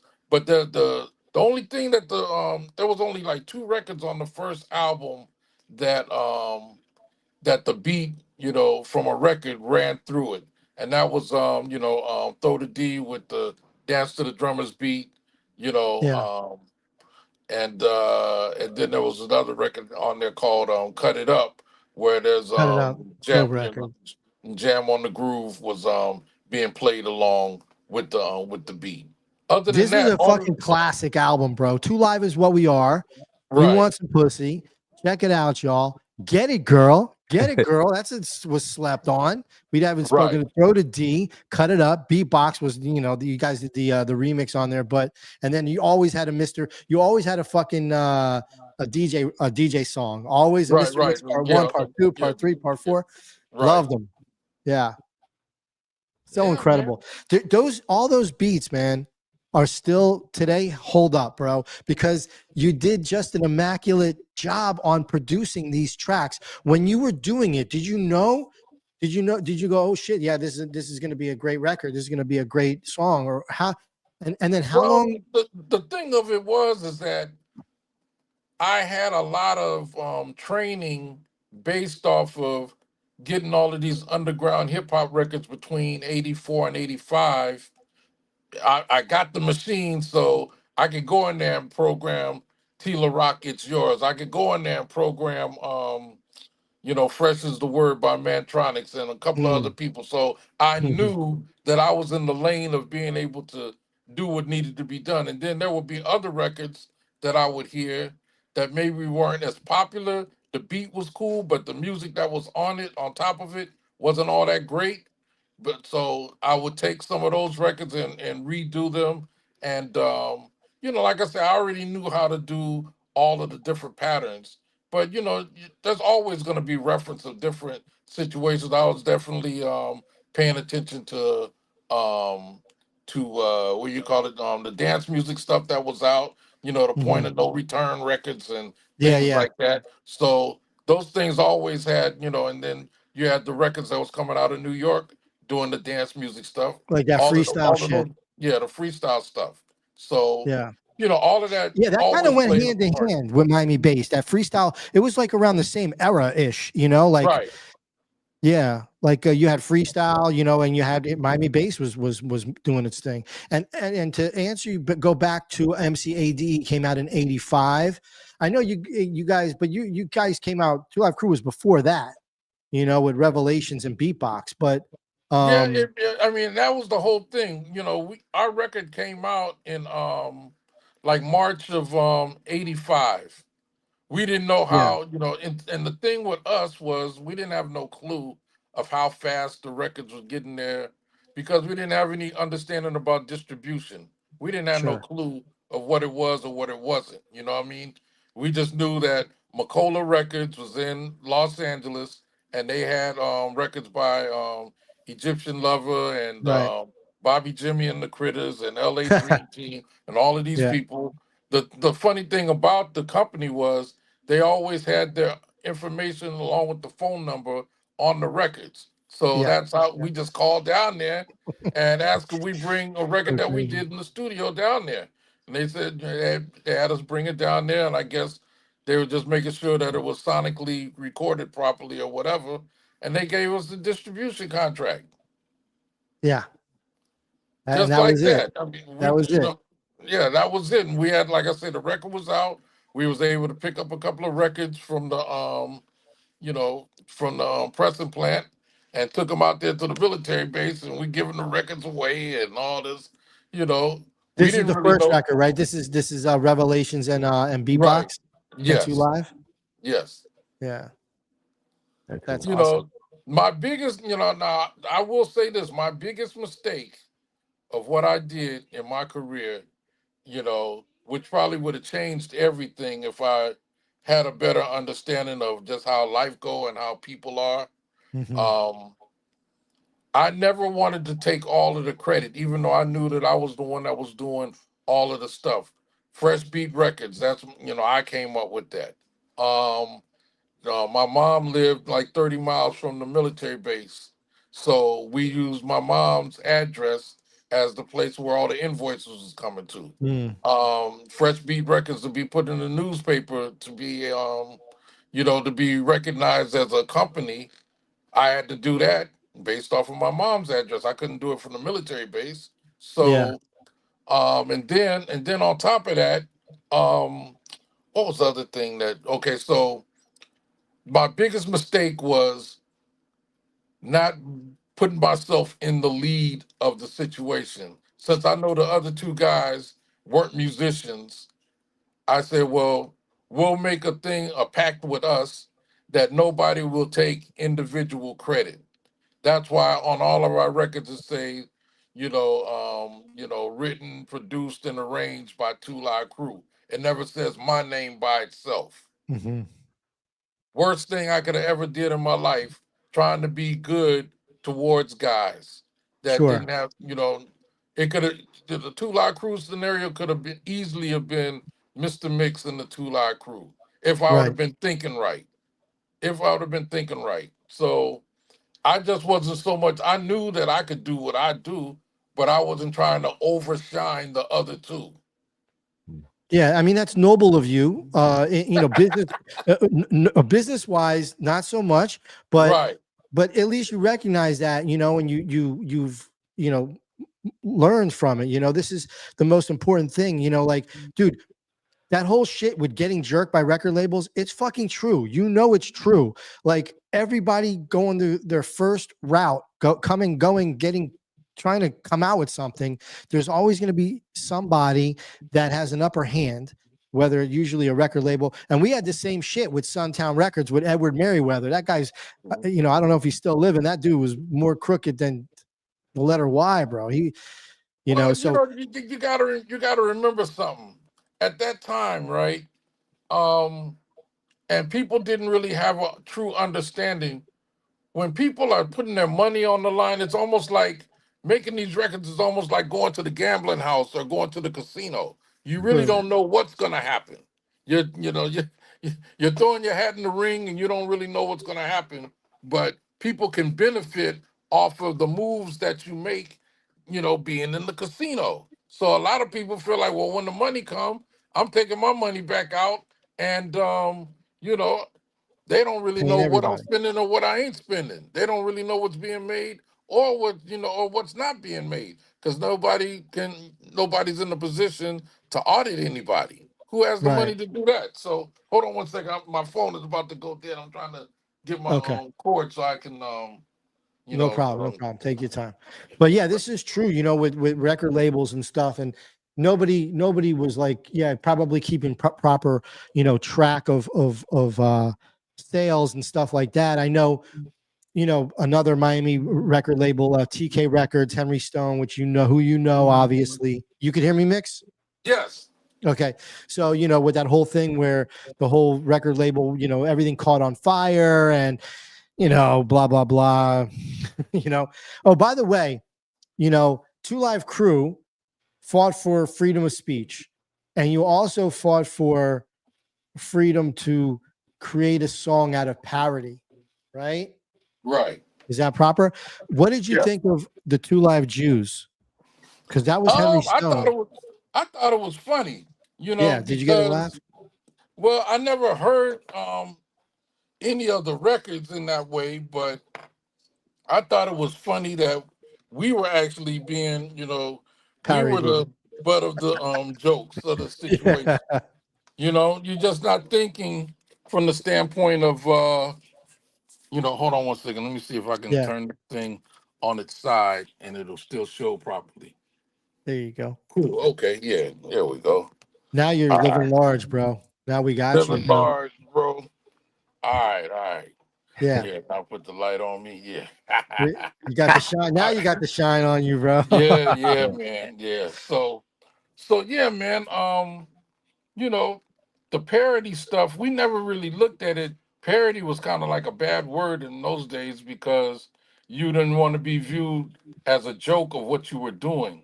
Like, Weird Al Yankovic. Nobody would ever think, Yeah. we wouldn't think that Do Wah Diddy is a parody, but it is by the way that we did it. But we're Yeah. not thinking about it. We're just thinking about doing the record in our way, not like we're trying to make fun of the record. You know what I You were mean? just But you were it, making it it your way. I get it. right. So but it ended up turning out to be parody in legal terms of what we were actually doing.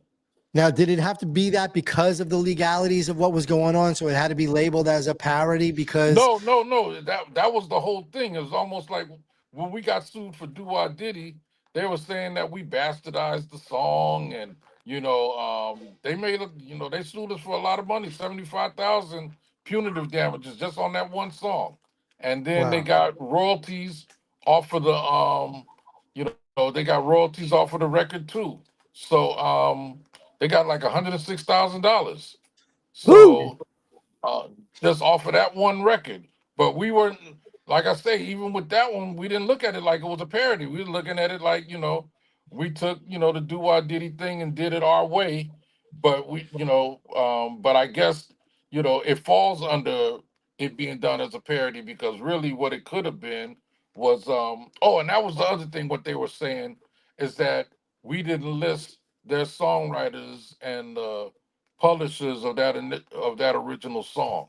So Mm. we were just doing what we were doing. Um, we didn't And this really was like, think about. was this a gray area at the time, timeline wise, where It sampling wasn't. It and wasn't. It wasn't a gray area. It was just the wild, wild west. People were just doing what they were doing, and if you got any resistance, you got to tell the people to sue you because it take a right? lot of money to sue somebody. You take 10, 15 grand just to get the ball rolling. So Sure. so some people would just okay, well, I'm Fuck gonna it. get beat on this. I can't do. There's nothing I could do about it. And that's Right. how a lot of the record companies operated in those days. You know, that's all the James Brown. None of that stuff was getting cleared until like maybe 1991, 1992, when Right. Biz I Markie want to got say reamed. when who? Biz Balon? Markie. Oh, Biz Markie. Oh, for just a friend. No. This is there was a record called like a folk song record, Gilbert O'Sullivan, Alone Again. Oh, Naturally, yeah, he got sued for that, and they said that that he stole their music. So, now that was like the case that made everything have to be cleared. cleared, Yeah. from that point on. Yeah, that's crazy. Because I think also one of the last albums to not have to not clear anything was the Beastie Boys, Paul's Boutique. I don't think any of that shit was cleared, and they were able to. The record was able to come out. Now, don't quote me on that. I'll have to go back and look at the facts, but I think that was the very last record, from my recollection, that was sampled like everything was just sampled over and Right. over. Yeah. Exactly. They kind of slid under the fence. Yep. Either that or whoever it was that was doing the stuff with them, it was kind of crazy because That was Capitol um Records too, I yeah, think. it was Capitol Records. They gave them a gang of money, probably told them, yeah, well, you're under Capitol now, so whatever it is that you do, we're just gonna let you guys do what you guys have been doing. But I think it was different because Rick Rubin wasn't a part of that situation once they got to Capitol. to Capitol. I guess Yeah. Rick didn't want to pay them, for whatever reason. When you sell like 4 million records, what I mean, there's money there. I mean, it wasn't that over elaborate scenario, but maybe the Beastie Boys carried all of the other records that didn't sell so much. You know what I mean, with Def Jam. So Yeah. who knows? After Who they knows? left Def Jam, I want to tell you, because after that, they went on a tear. I mean, they Right. became the Beastie Boys, really. I mean, when they went to play, get back into playing live instruments with Check Your Right. Head, and just I think from that moment on, they just kind of right after Paul's Boutique. That was the Dust Brothers too did that record for them. Hmm. Yeah, so another incredible record. Okay, so man, all of this fucking music. Now you produced, bro, like you fucking produced some hits for other people too, like LaJuan Love and Anquiet. You were like, I think, you were the go-to for Luke Records, anything Luke Skywalker Records. You were like the producer. You were like, Well, I don't the remember thing is, anybody else. nobody really knew how the company operated. It was really a company that's supposed to be, me, Luke, Mark, and Chris. Mark and Chris now was responsible for writing the lyrics for any and everybody that came through the door. So Marquise wrote a lot of stuff for Anquiet and for LaJuan Love, along with them writing their own stuff, him and Chris.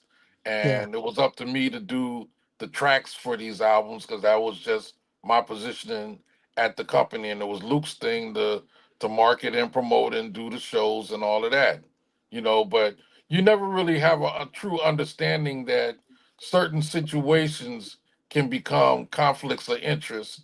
I think Luke had an understanding of it, but me, I didn't have that much of an understanding of it. But I knew that if a situation benefited him as far as the company, that's the way the situation would go. If it benefited the group to do this particular thing, then he would hop on the side of the group. So when you're in business, you're doing stuff off of the fact of, you feel like you're doing the right thing, but you don't really have an understanding if you're being played because you don't really know how a person really views you or views the situation. You know what I mean? We are out there, technically, if we would have ever gotten into any situations with Luca, it would have probably went bad for us because we didn't have no family members in Miami. We were just there on our own. right. So it was totally his turf. But it never got to the space and place to where that was any kind of a threat for real. At least I didn't feel like it. I never felt like it would ever like I was in a hornet's nest. I never Sure. felt that way. But it could have been that way Mm. easily.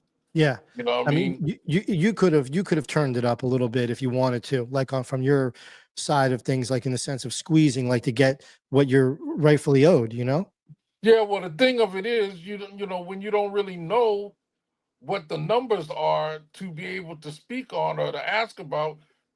Two Live Crew, me, Mark, Chris, and Luke.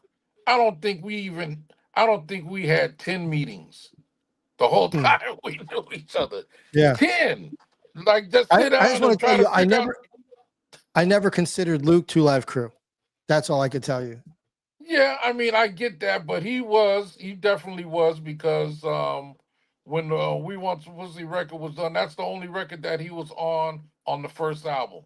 He wasn't really looking at trying to be into La Crew or anything like that. It's just that Mark and Chris didn't know how to have stage charisma. They knew the songs, but they didn't have no stage charisma. That's the Yeah. only reason why Luke started getting on stage, talking shit and this and that to fill in the blanks of what they weren't able to do when the breaks and different things would happen in the songs. They didn't Yeah. have Yeah. no command of the stage in that way, and it was getting bad because we would go out and do these shows with these other New York acts, and we are out in different places, and you only sold records if you killed it that night. People would go to the record store the next day or the next week and get your stuff. But if you had a garbage show, ain't Mm. nobody showing up to buy no records. So he was seeing that. Luke was seeing that firsthand just based off of, okay, we go to Chicago, we went to Chicago one time and we was on the show, but people didn't really know our stuff. So it's like me and Luke had to take them to school on how, this and that goes or whatever. That following week they said we sold a gang of records in Chicago. That's awesome. So, Yeah. it was a situation to where there was things that he had to do that needed to be done. I'll put it that way. So he And filled make he filled in some gaps there. right. And but sometimes what happens is too, people can get full of themselves based on what it is that they're doing. I'm running a company. I'm hoping these motherfuckers do what it is that they need to do on stage. This should be, this should be my shit. I'm the one who's doing every damn thing, but you can't sell something, I'm really the one that's doing all of the work because I'm the one that's getting all of the music to sound in the way that you can market and promote and talk that shit about it If it to the wasn't for you, distributors. It's Mix, if it wasn't for you, none of that shit would have happened. That's all I got to right. tell you. Yeah, everyone played their part. Of course. Yeah, everyone played their part in what was to be. But if it wasn't for you, none of that music, Chris and Mark, they would have had nothing to write to. Luke would have never reached out. It would have never worked. It would have never happened. It was Right, really, exactly. yeah. It was, now one thing that I will say is that if I would have been more up on my business of wanting to understand the business, it could, me and Luke could have definitely been like a L.A. Reid and Babyface type situation. Yeah. And and by the age disparity between me and Luke, he was like 3 years older.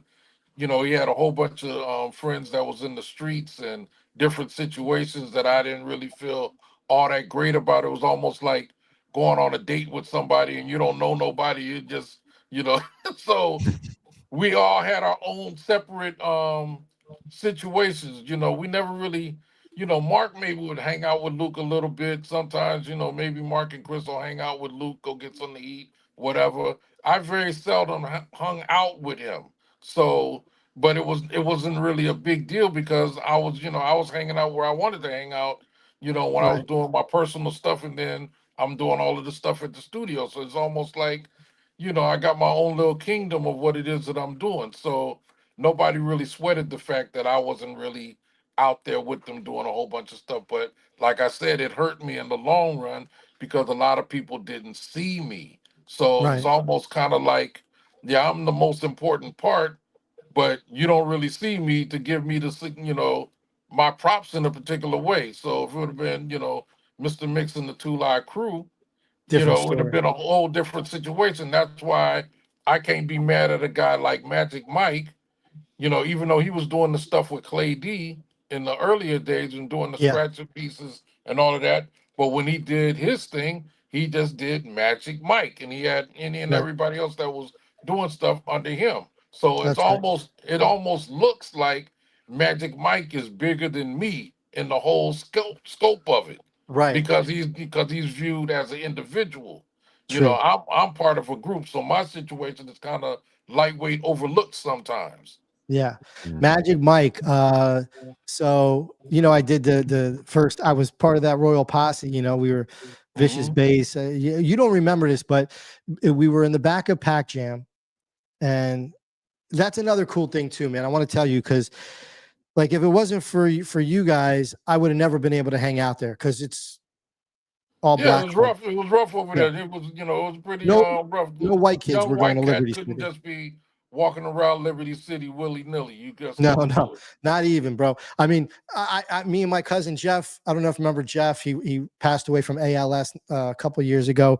But we would Uh, stand outside the Pac Jam with the rope chains in the back because it was always so packed. Where the DJ mhm. would be there, like one of the GI Joe or whoever, one of the ghetto Right, style DJs, and we would hang out in the back.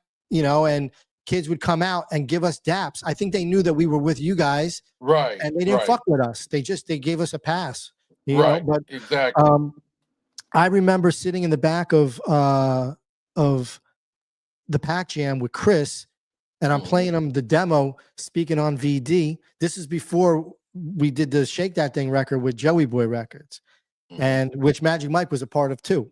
But so it's just full circle because I ended up doing an album with Magic Mike. Jeffrey, my cousin, contacted Mike, got me on the phone with them, and then we went up to Orlando and we did that whole thing. I actually got Mike his first SP 1200. I linked him with one of the studios here in Miami that he was trying to sell it. I forget the guy's name, and linked them two together. But Yeah, all that, and you're right. It was Magic Mike and the Royal Posse.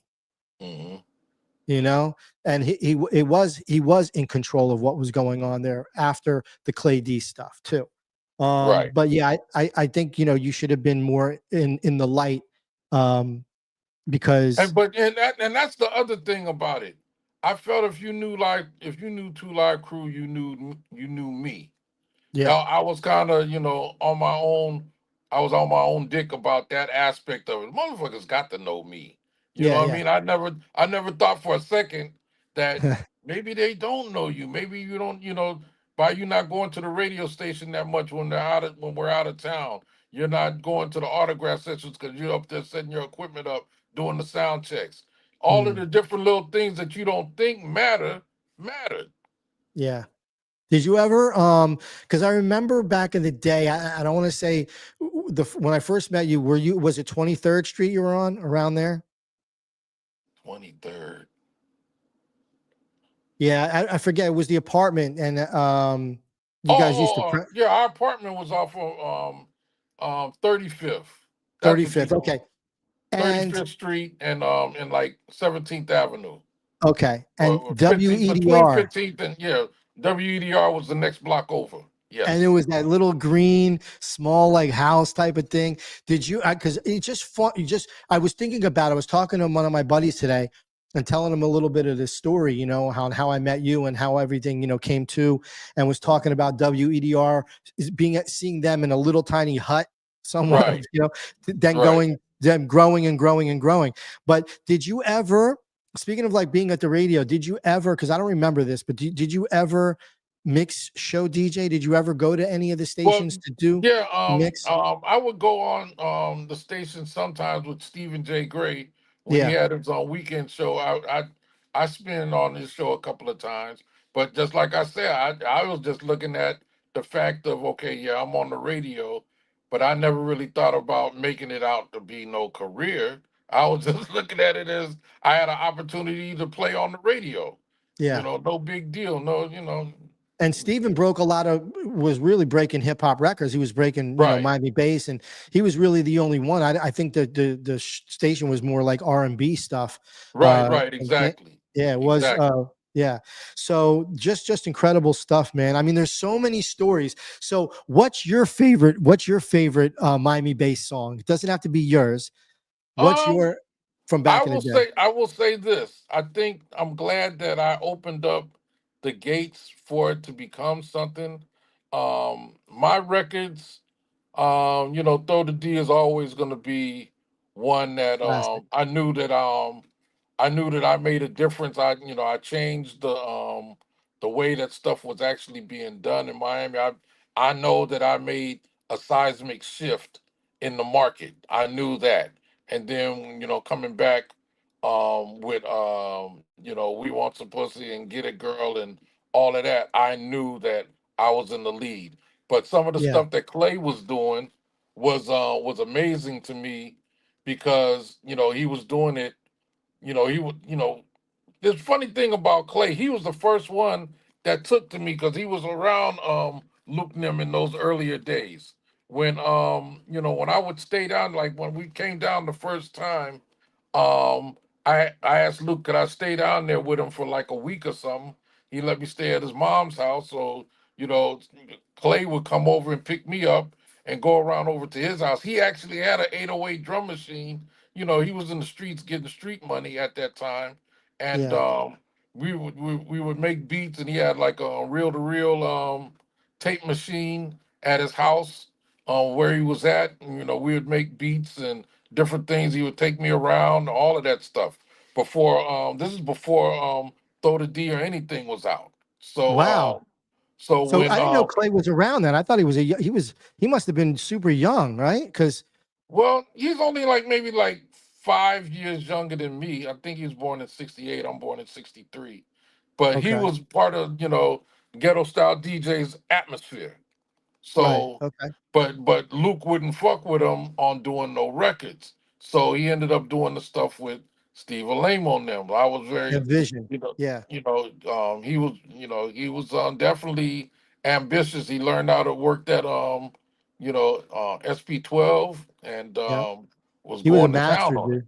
Yeah, he went to Yeah. town on it for sure, 100%. We ended up going too. We met up with Steve Alamo, and I forget the other guy's name. Steve Alamo's partner there at Vision, West Dixie Highway. Right. We recorded in there with Larry Dermer. I don't know if you remember that name. You remember Foxy or Roxy? Get off, get Right. off. Yeah. So it was Larry Dermer and Joe Geldof. Those or Joe, I forget his name. Those were the two guys from that group. But he went on to produce John Cicada, and Miami Sound Machine and stuff like that. And we ended up me, Scott, your younger brother Scott, and my rapping partner at the time. We all linked up with Larry Dermer and recorded at Vision, where Clay D was. And yeah, I mean, Clay was, dude, Clay made some hits too. Half Pint, Afro Rican, Right. shit, his own shit too he was doing. Right. So, and I didn't even know that you guys were hanging out back then. That's a new fact. I mean, like I said, he was part of Luke's ghetto style DJs. That's how I met him. And I felt like, the records that he was coming out with, I didn't know how he was getting them done. I didn't know anything about Vision, and then there was another dude that he did the Boot the Booty record. Oh yeah, That was a street guy that did that. I think that was before he was doing stuff with Vision. Yeah, Boot the Booty. That was that Sound Force Records, right? Was it Sound Force? Yeah, right. With a green label? Right, exactly. Yeah. Interesting shit, man. I want to just play a little bit of this, not too much of it, but just I want everyone to hear the beginning of this. Is just fucking incredible. So this is 2 Live Crew Throw to D. But just listen to the production of this. This is Mr. Mixx at his best here. So sick. Listen up, y'all, cause this is it. Forget that old dance and let's dance. Let's dance. Okay, I don't want us to get what do you call Copyright. copyright. You're on podcast. You don't want to get flagged for playing copyrighted music, right? I'll be like, hey, Mr. Mixx is on our show, bro. What the fuck? We're playing his music. Right. Oh my god, but so sick. So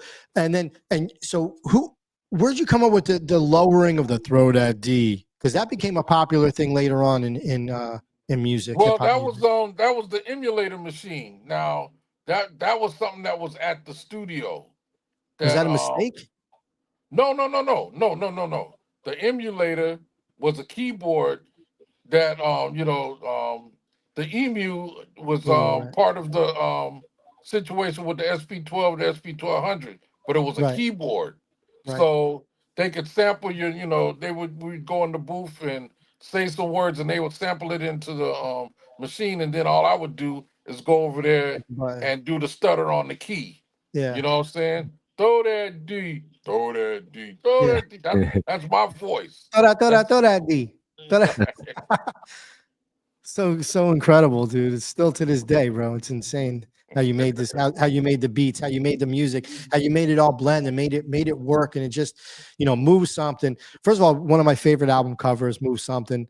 I wanted to be in that jacuzzi with you guys so bad. and a lot of the stuff was kind of everything was kind of improv. That girl was just a girl that was hanging out, kicking it with Luke, her and this other chick. They was out there with him and the guy, one of the security guys named Lattimore. He lived out there with Luke. So these girls that came out and they was kicking it, hanging out, blah blah blah, and they decided to have her do the album cover thing. That was at Luke's house. Yeah. In Coconut Grove. So, like I say, who knows? I mean, he was thinking about maybe the album covers and things of that nature. Most of the stuff that we did was just stuff that, he conjured up to have us come out and come do. We wasn't tripping off of the Miami Hurricanes uniforms, but they looked good. And on top of that, they were winning, and this and that. Killing it at that time. It was just a great look. You know, Yeah. nobody was doing that. Not even the New Yorkers at that time. They wasn't rocking no college gear. Yeah. You know, nobody was rocking anything like that. And then the starter jackets became an issue. You know, moving forward, you know, Ice Cube and them and NWA them was wearing Raider gear and this and that or whatever.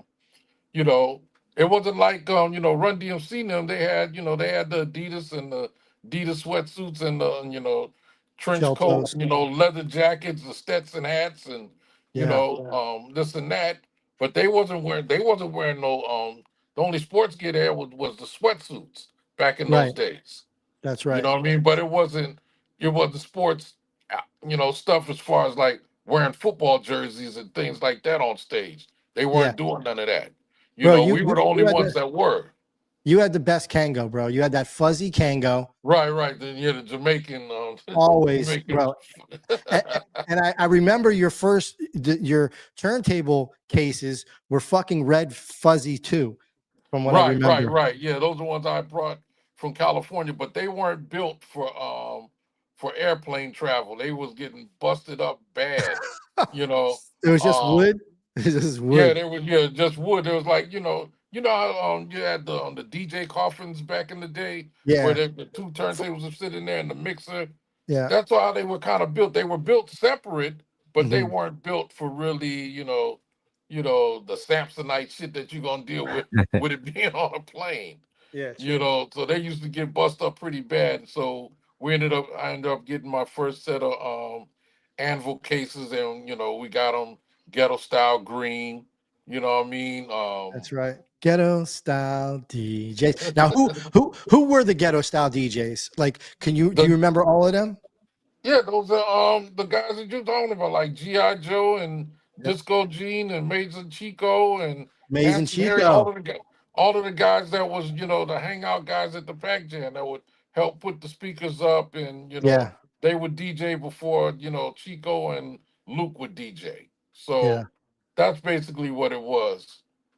Yeah. Chico was. Before. I got a chance to watch Chico DJ one time. I just snuck stuck my head in the booth there. Mhm. Then you had to climb up a little bit, I think.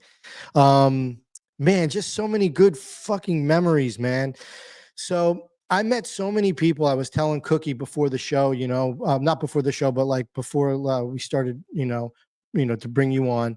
And Mhm. I met so many people, Kumo D, and you name it, dude. I met so many awesome people because you were such a cool dude.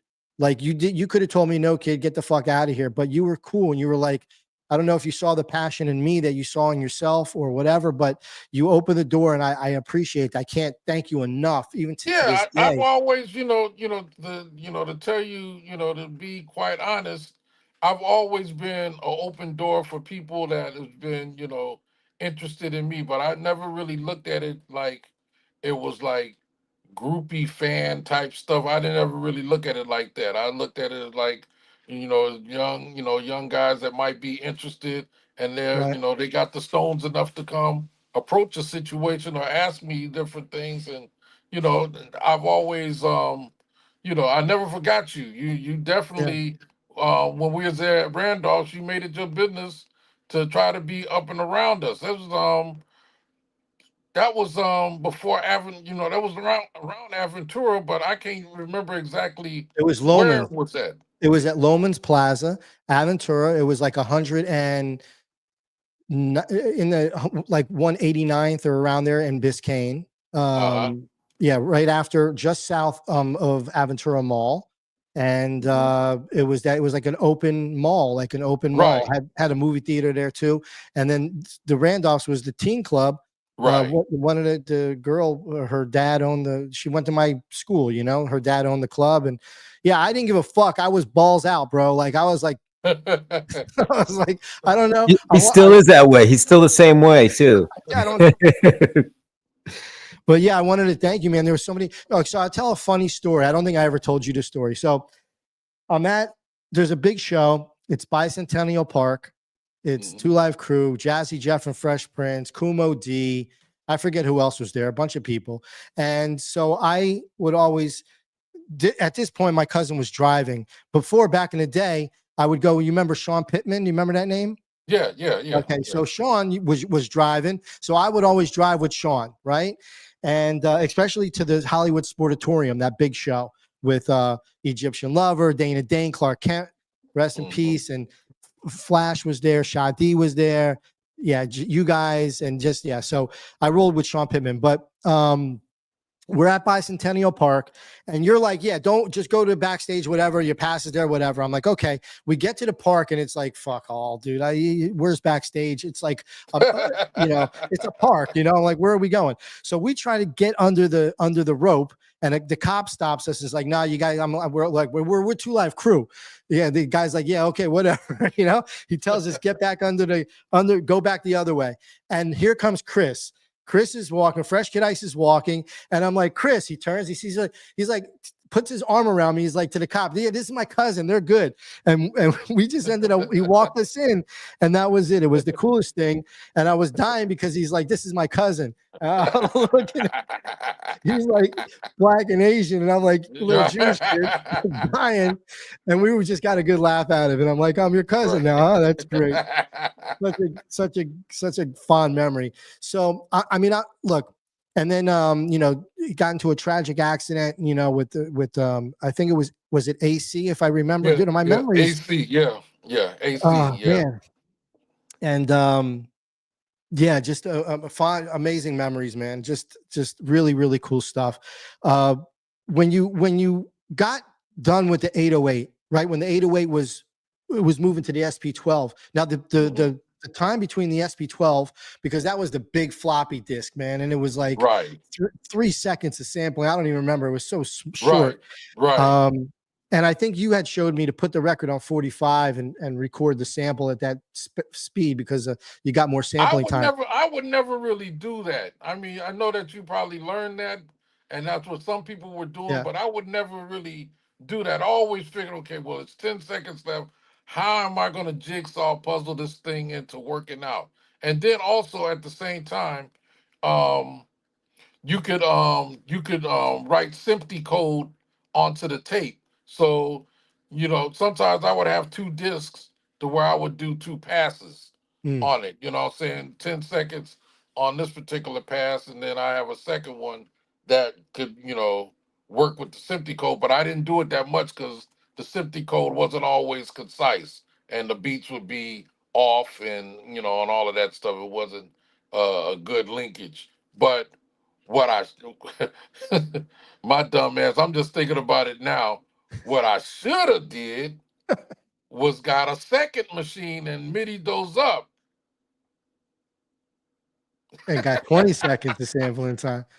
Let's go back in time. Let's get in that time machine. Hey, Oh, my God. on that subject, I'm interested. I know you're still active and doing tons of stuff, and you got a lot more creations in you.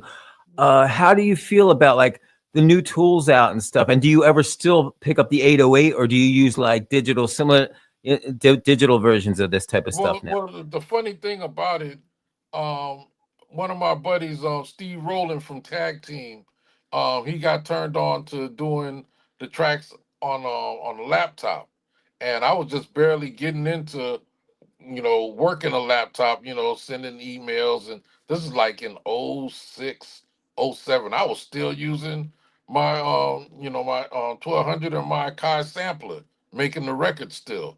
I was, but it was too ridiculous to be lugging the stuff around and, to be doing production all over the place and you're lugging this big ass equipment around. So, I got, he got me a version of FL Studio, and I got me a little laptop. And once I seen how the setup was, FL Studio looks like the 808 drum machine. And then also it has all the 808 drum machine sounds in it in the version that I got in 2007.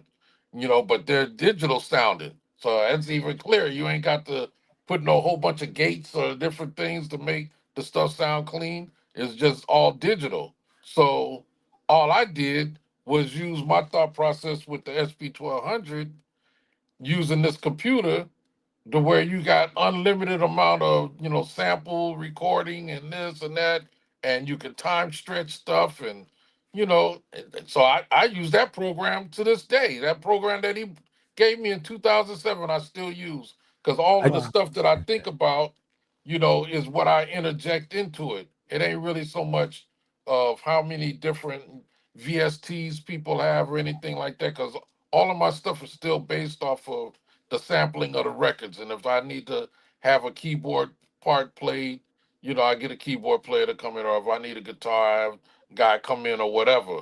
But all of the stuff that I do is all based off of the thought process of still creating the same way. I love it. You know, I have to ask, since you mentioned Fruity Loops and FL Studio, did your friend actually purchase the program, or did you do like all of us and download that cracked version that was all over? Yeah, that's my. Where is that motherfucker at? The crack version is right here. Where I got that motherfucker at? Yeah, it's the crack version of it. Yeah, for They sure were it the is. best. Yeah, they were the best, man, because that program is so powerful and it was such an easy program to just cop, you know. I think a lot of great music was made because they were kind of lenient with, because they could have easily put some kind of locks on that, but I guess they figured people eventually will buy it if they like it. But anyway, I just had to ask because that was such a Well, popular crack. well, the funny thing about it is, I think when people started elevating, I don't think it was easy to do that to them no more. You know, I've just used I've just used the one that I got all those years ago. I still use it to this day. For sure, for sure. Is there any other stuff you like? You like? Or now, do you ever still break out the SP 1200 when you're producing, or you just don't even bother with Well, that stuff now? I mean, I just got one with my buddy out in California that I was doing stuff with at one time. A guy named Billy Vidal. He's a radio guy in the Bay Area. He just got me. He had a SP 1200 out there, and he just sent it out there to me a couple of months ago. So I had a gang of different. Like I said, I was still doing a lot of the beats on the machine until like maybe 2006. So there was a whole bunch of tracks that I had that I couldn't get to because I didn't have the 1200 no more. The one that I had sold it. So I'm happy that I got it now to where I can, go into. It was like hundreds of tracks that I got that never seen the light of day, but I definitely still would use the machine just to get the stuff from out of there, and then I would put it into the laptop. Now that's what I did do. I did take my SP 1200 discs and took all of the sounds off of them and transferred them into my FL Studio. Cool, cool. I love it. It's funny because I love the way you put that, and sometimes I'm a victim of it myself. But I know a lot of artists using the new technology are.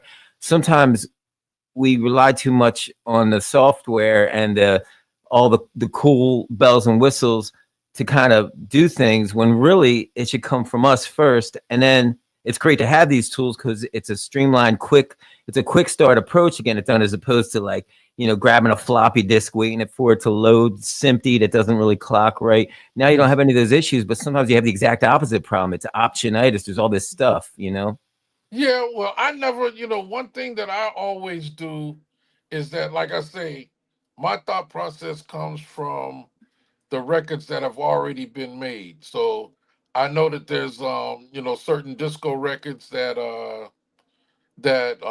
familiar with. I may not know the band's name or anything like that, but it made me feel some kind of way. So I'm going after making the track to sound similar or to have the same vibe of what that is.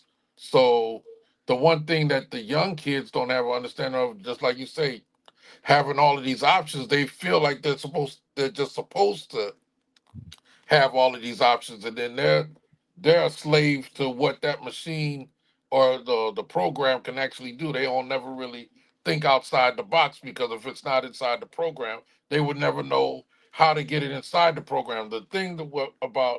Um uh the thing about the Fruity Loops, once I found out that the actual not the patterns, but the sound things, where the VSTs are.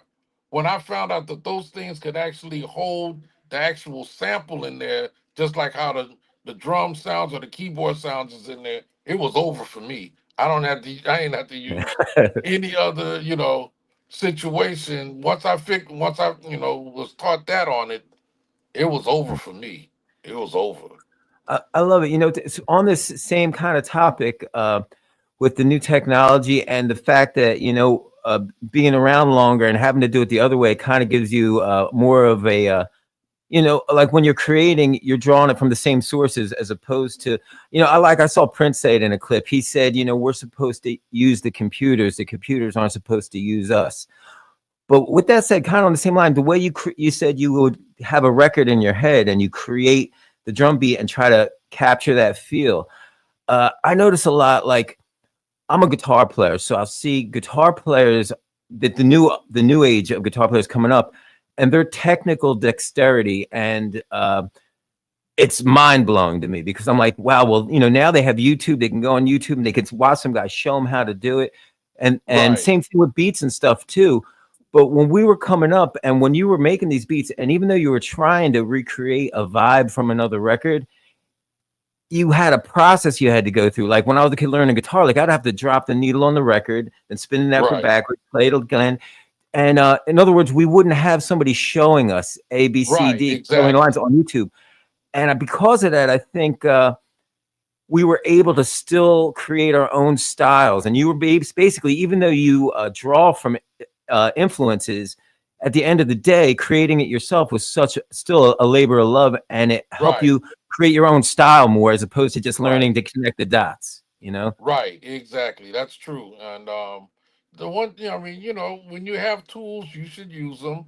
I'm not mad at the young kids, but the thing is, they don't have a clue of. They're so far removed. It's almost like this is the biggest issue. Hip hop or rap music, the way the rap music was being done, it was created in my lifetime. I know that there was a time that didn't exist.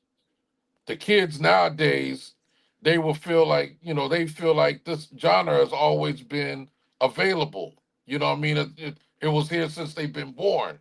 They don't know a world without hip hop music. They don't even have a clue what that would even be like. None whatsoever. So a lot of the stuff that was being done, they would never have a clue, of how the stuff was getting done. Either, a lot of us didn't start out as being DJs. We became DJs based off of our mom and dad's collection of records.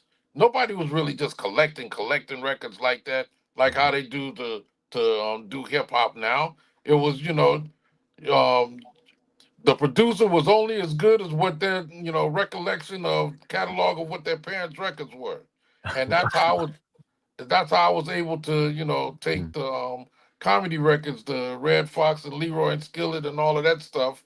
I knew I was about just going those to get records. into that with you. I just had an understanding of those records because they were the forbidden records that you couldn't be caught dead with in your room. Yeah. This is true. I want to ask you too, because I actually pulled this up. Give me 1 second, because I think I would always ask you when I was a kid, what were you sampling? What were you using? You never told me though. You never told me. I'd have to fucking look over your shoulder and see what the hell you were playing. And Right. I ended up going to Blue Note Records, if you remember Blue Note over by Right. 163rd. Rest in peace, Bob Perry. But I would get all my James Brown, everything I could think of, Herman Kelly, Dance the Drummer's Beat, all that stuff, and these fucking Skillet, Leroy, and Lawanda Right. records. I had got this filthiest, funkiest, nastiest. It was like a compilation. It had them on that. It had Tina Dixon. It had Wildman Steve, Red Fox. It was just anything. But I wanted to play a little bit of this just because for nostalgic reasons. And I wanted to ask you, I'm going to play a little bit, but there's a two-part question. So in Two Live Crew, you use a lot of these records. You used a lot of the sample sounds from these comedy records, which were naughty. Like you just said, you couldn't get caught, Yeah, you know, like you'd get a whooping if you got caught with these records in your room. Right. But so one is like using these particular explicit language, you know, in the Right. records, and then the connection with the females, with the dancers and Two Live Crew. But I want to play a little bit of this real quick for the crowd, because this is some funny shit, everybody. Right. And if you this is some underground comedy, right? Laugh Records. And Lawanda was Lawanda Page, you know, she was played on Sanford and Son, and Skill and Leroy. These guys were just comedic geniuses. They were rapping before they knew what rapping was, quite honestly, and doing it in comedy. So here's a little Right. bit of this. If you're ready, nice looking boy too, right there on the picture. This here's your nephew. Yeah, that's his picture. I'm gonna fast forward a little bit. My pocket and a big hunk of meat. Oh, here we go. I like the men folk. I'm the one, the big bottom. If you looking for thrills, motherfucker, I got them. Harlem's my playground, just like a boy's camp. I dug you, baby, when you was leaning against that lamp. I checked you out, Daddy, when you was shuffling up the road. I knew right then I was more woman than you could afford. And man, but when you did this, Mixx, and you put these things together, like you'll have to use the grease. We ain't got no grease. Like, you fucking Right. really put this shit together to make it what it was Right. on the Two Live Records. So awesome that you use comedy in hip hop in what you were doing. Yeah, And now, nobody really. The thing about it was, I had the records, you know, when I made you know, Revelation and Two Live and all of that. Mhm. But it wasn't until I got to Miami to seeing how wild and crazy people was being at the parties and the girls being half naked on the beaches and all of that, that let me have an understanding that this craziness can be put in the records, and it would take everything to another level, because they're already on that page. All of the young guys are talking manish like they're sex experts, like they fuck experts. You know what I mean? So all of this stuff with these records totally fed into the psyche of what these guys was on. yeah. I mean, it was just pure genius putting this stuff in there and the way you guys did it. No joke. And then how did it lead? Because the first album was just you guys, you know, in Luke's Cherokee behind the Pac Jam, and it was just you four, you know. And after that record, Move Something came. And so how was that with adding the girls and adding the dancers to the stage, and you know, having that as part of the whole Two Well, Live Crew what movie? happened was this. You know, the first album, we didn't have no dancers. It was, if anything, we had two dudes up there doing the throw the dick dance in some of the places, but they wouldn't travel everywhere that we went. So it was the second album, you know, would Move Something and all of that. Um, that was the first video that we did. So when, you know, the response of what the girls were in the video, it made us have to bring the girls out to do the dancing. So that's where they came from, the fact of the first video that we did.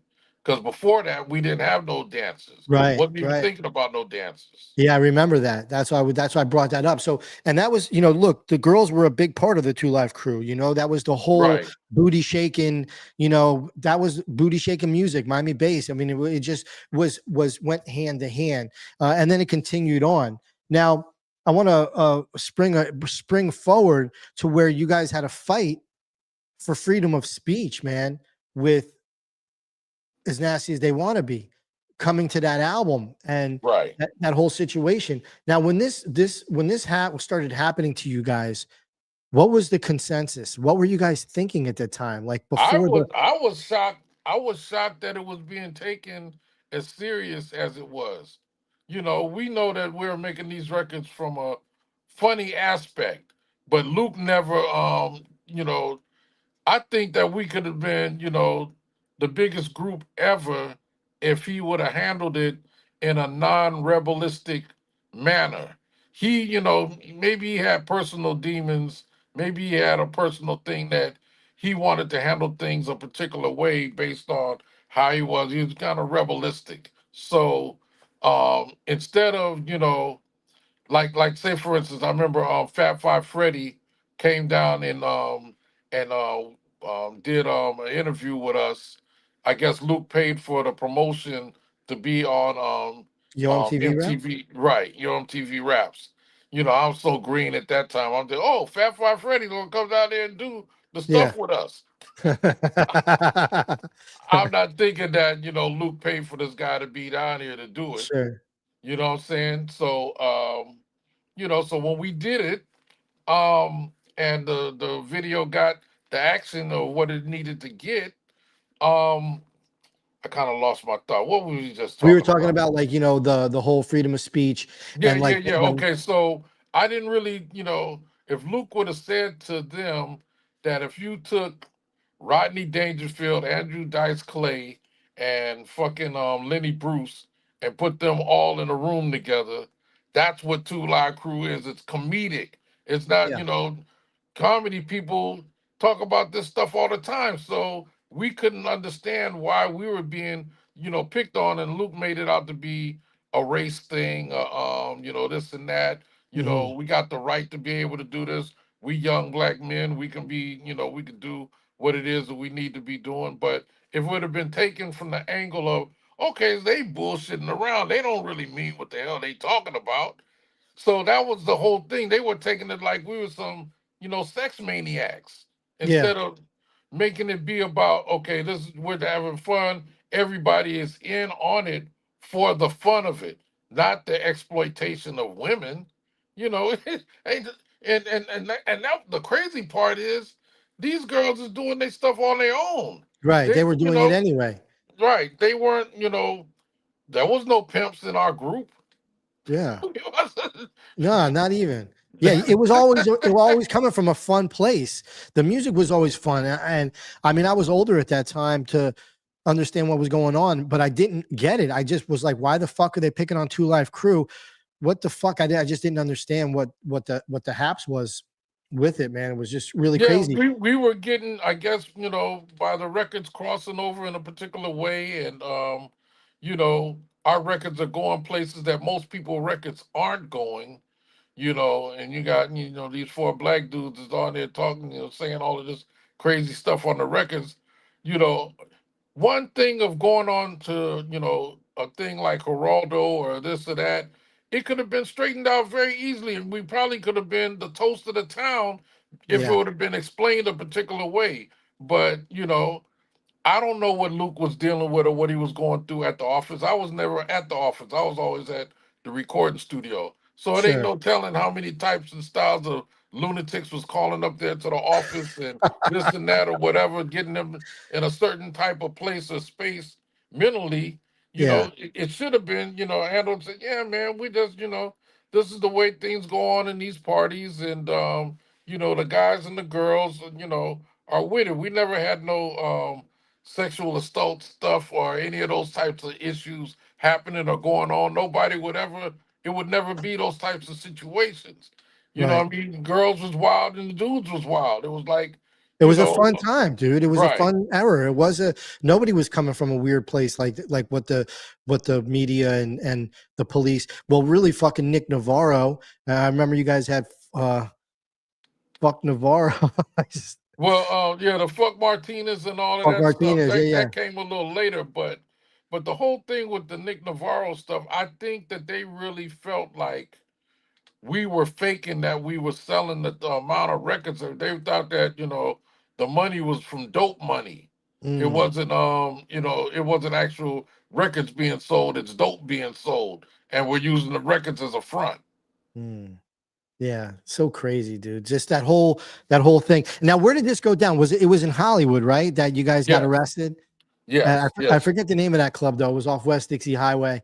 Um, And yeah, I remember all of that. I just remember it. So how was that dealing with that ordeal? You guys got arrested and then, Well, we don't get you really, know, the funny thing about it, Mark, not Mark, but Luke and Chris was riding together. Me and Mark rode in another van with the dancers. So the police followed Luke out along with Chris. Chris was riding with him. So those are the two that got arrested. Okay. Mark had to turn himself in. They didn't arrest me because they felt like I'm just the DJ. I wasn't vocally saying anything. Yeah. It's one time where you made out by playing low key. Right, right. You That's know, and and like I say, maybe things happen for a reason. I probably wouldn't have handled it the same way that Luke did. I think that I might have got ran over a little bit because I wouldn't have thought that it was really a fight. I was really been looking at it from the standpoint of, all of this is all in fun and this and that or whatever, and I would have been explaining how and why I made the records the way that I made them because this is the other thing. In those days, the rap producer was a person that was doing some genius stuff that the regular world didn't even really have a true understanding of what they were doing.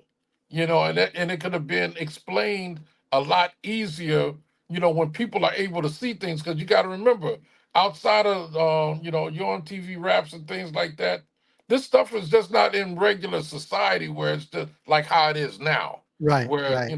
you got white people all over the country, all over the world that knows, that this stuff exists. You know what I'm saying? They didn't have a clue that it existed back then. They're just thinking it's some wild lunatics making some records that didn't fit what they felt like should be in place. And we had this one guy, he was like, he's thinking that, we're doing stuff for young kids to have these records. That our albums are the reason that they have a parental advisory sticker. Luke always say that he was the one that came up with that. Whether maybe he did, maybe he didn't. But we are definitely the first record that had both a clean version and an explicit version album because certain stores wouldn't take the explicit Yeah. album. And this was all because of that. I mean, you guys have made history with this. Right. It was bugged out, at that time that this was happening to you guys, especially because I knew you guys too. And I was bugging out too, because I was like, what the fuck? They're not coming from that standpoint that the media and the, politics or whatever are looking at. But miraculously and amazing that you guys actually stood up to what was happening there and fought it and are in history fighting for freedom of speech for music, and I think Well, that's and that's the funny thing about it. We wasn't fighting for no, to keep it 100. That's a good spin to say, but at the end of the day, nobody really knew what was gonna happen. We wasn't thinking that we're fighting freedom of speech to be able to make rap records, not per se, but the court case did put a situation in place to where we would have us, not a say, but we were able to keep moving. And this is the other thing, Mike. yeah, The record company was totally independent. We weren't being distributed by no major company. That right. was the other part of it. They could, the independent distributors were a godsend to us. So the records that are being made and by Atlantic or Universal or this one or that one. I don't know how the hell these guys are selling these records. They're not a part of our system. How the fuck can they be selling so many records just through independent distribution? Hmm. It's unheard of. And I think that was a part of it too. That they were trying to these different companies were trying to get Luke to sell out to one of their distribution companies and this and that, and he wouldn't do it. And you know I was with all of the stuff He that he was was making too doing. much money. Well, not only that, the thing is sometimes you have to have an understanding of you know we were too. I mean, I'll put it in perspective. 1989, Luke was the oldest one out of all of us, and he was only 29 when that was happening. So, when you think about it like that, all of the hoopla and praise and, disdain that we were getting, banned in USA, he was 30 years old. 30 years old. So young. Yeah, exactly. So, so I was, at that time, I was what, 27, 26? So we're all super duper young. We're not really thinking about, what kind of moves that's actually being made. Maybe Luke kind of looked at it in a particular way because he was always with the lawyers and they was always, talking about different things and all of that. But, it was I felt like that, it could have been squashed a lot easier than what it was.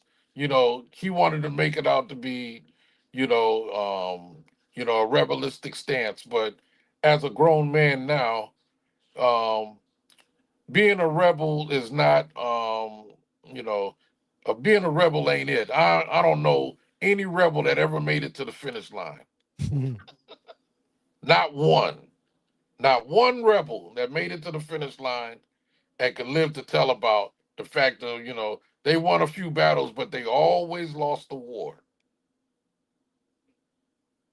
True to that, man.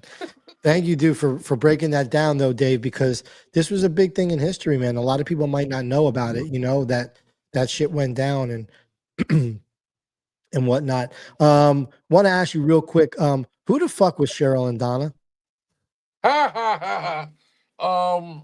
We did a show in Orlando, and there was some girls that came back to the hotel and they was kicking it. But you got to remember something. You know, ghetto style DJ guys. These are just regular hood cats. Ain't really been nowhere. Ain't really did shit. Me, Yeah. we were the only ones that was moving around. So when they're coming to Orlando and they're there, doing in the capacity of being here for a show, and they're hanging out with with a group that's like the main group that's at this show. There was all kind of groupie girls that was hanging out in this and the third, and you know things never got all the way out of hand. It was just, I guess, I would imagine like, guys like Elvis and Rolling Stones and all of them, they would have all kind of wild and crazy stuff that Oh, would be going sure. on at the hotels and things like that. But the regular adult public don't have a real clue of what's really going on. They don't have no clue. They just probably just seeing young people, messing around and this and that. Yeah. So these particular girls was hanging out and they was doing they one too. So, but that wasn't they. It's obvious it wasn't their real names, but the Yeah, yeah. situation was, like these young guys, they're just having fun in the hotel rooms and this and that. It was something. What was what was your what's the most memorable show that you did, like the best experience that you had being part of Two Live Crew? Um, Probably Arsenio Hall show because we got it out of the blue. We wasn't really booked for that. Um, Stephanie Mills, the singer, was supposed to be on that night, and she had to cancel. So, um, powers that be reached out to Luke and seeing if he wanted to, you know, get the group on there. There was, I don't really know how the connect was done, but we were able to get on there, so we all flew out there and did the show. I guess it was all on Luke's dime. Yeah, we got paid from the fact Yeah. of us being on television, but Definitely worth it, man. right, 1989, dude. right. On national 19. TV all over the place. Here we go. I'm gonna play a little snippet from it. This group has been shaking up the airwaves all over this nation with a hit called Me So Horny. Here to perform it are the Nasty Boys of Rap, the Two Live Crew.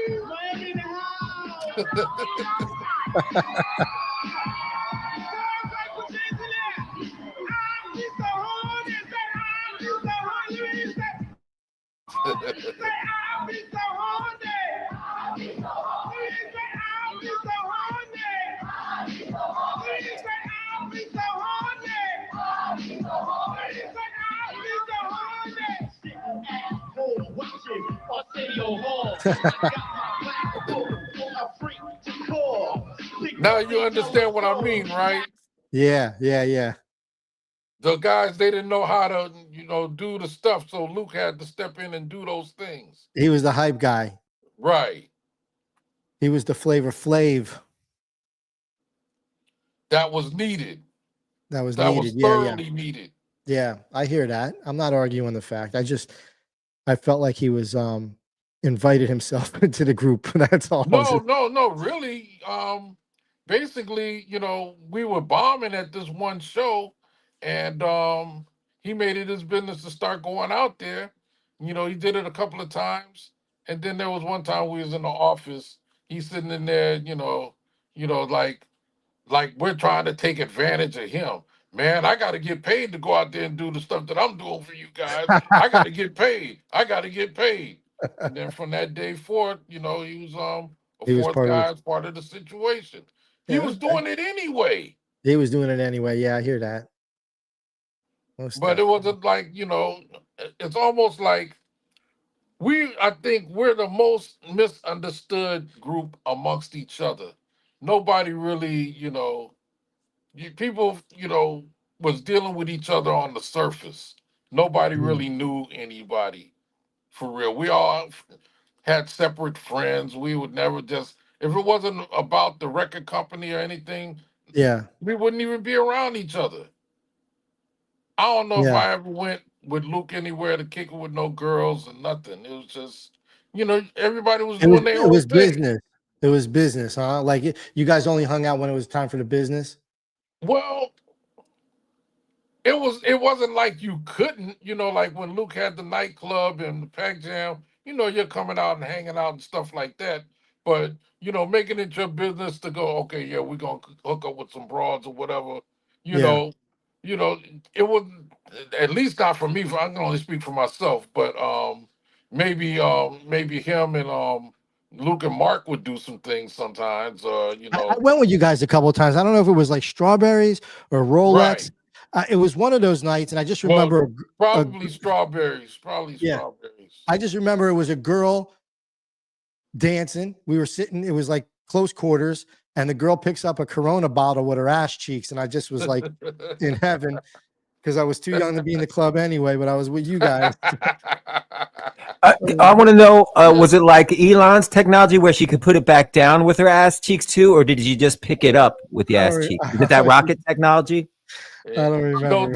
Can't remember, but a lot. But Miami has always been an exhibitionist type of place. Yeah. Nobody. It ain't like we're thinking of this stuff and trying to get people to do it. People would just naturally get up there and do their thing of what they wanted to do. Yeah. There was a girl that was all, I don't know if she was your dancer, I think she was part of Two Live Crew dancer, but I had such a crush on her. I had a crush on one of Inquiet's dancers too. We talked for a little bit. This was like, we were many moons ago. Right. But this girl right here, I can't see. can you see that? It's she's on the cover of I Want to Dance, MC Shadi, I Want to Dance. Oh shit! Let me put my glasses on. I don't even know if I even remember that album. She Let me danced for look and you see what guys. the hell this is. Oh, That's the, Annette. Yeah. Okay, yeah, that's Annette. man, Annette, dude. Oh, I just want to tell you, I had a crush on Annette. I was too young. Yeah, But man, everybody had a crush on Annette. of course they did. Do you still keep in touch with any of the people from back in the day? Any of the girls, the dancers, or any? Yeah. Cindy, the main one. We're good friends. I don't talk to Annette all that much. It ain't because I don't want to. It's just that people have their lives, and I Sure. think that Annette and Cindy stay in touch. You know, those types of situations probably need to happen. You know what I mean? Yeah. Nobody ever speaks on the girl's perspective of things or any of that. There's a whole bunch of stuff that with the Florida stuff that just gets totally overlooked. You know what I mean? There's a Yeah. lot of the biggest problem with Miami based and the stuff, the Florida stuff is that there were no journalists to cover the stuff. So there's a lot of stuff that's not archived properly. Yeah. Yeah. There It's was one not like New uh, York or California. yeah, It's there was definitely one dude, Papa Willie, that yeah, was yeah. he was trying his best to do the whole Miami-based history thing. Yeah, but he I don't wasn't know. from Florida though. He's from Yeah. somewhere else. Yeah, he was from somewhere else. Yeah. And he's trying to do it. Um now what about other record labels like Cut It Up Def and Vision, that was doing stuff, you know, MCAD's, you know, dad, William Hines, you know, with Foresight Records. And Right. was there real competition with you guys? Like, or even Joey Boy, what was that? Enforcers? I never really liked the Enforcers. They may have thought it was competition. Yeah. We never. I mean, we just looked at it like it was flattering to know that we had created something that made a whole bunch of other people want to do the style of what it was that we were doing. You Yeah. know, you, there were no rappers in Miami before us. Right. That's the whole thing. There were none. I know that probably sounds crazy, but it It's true wasn't. though. It's true. We were definitely the first ones, and it didn't really start getting really countrified until Trick Daddy showed up in like '99, where you're hearing real Southern accents and all of those types of things. Yeah. You Yeah. were that wasn't happening That's right. um I at remember that also I time. wanted to mention Eric Griffin, right? Right, Base Station Records. They were doing right, their thing too, you know, like right. yeah.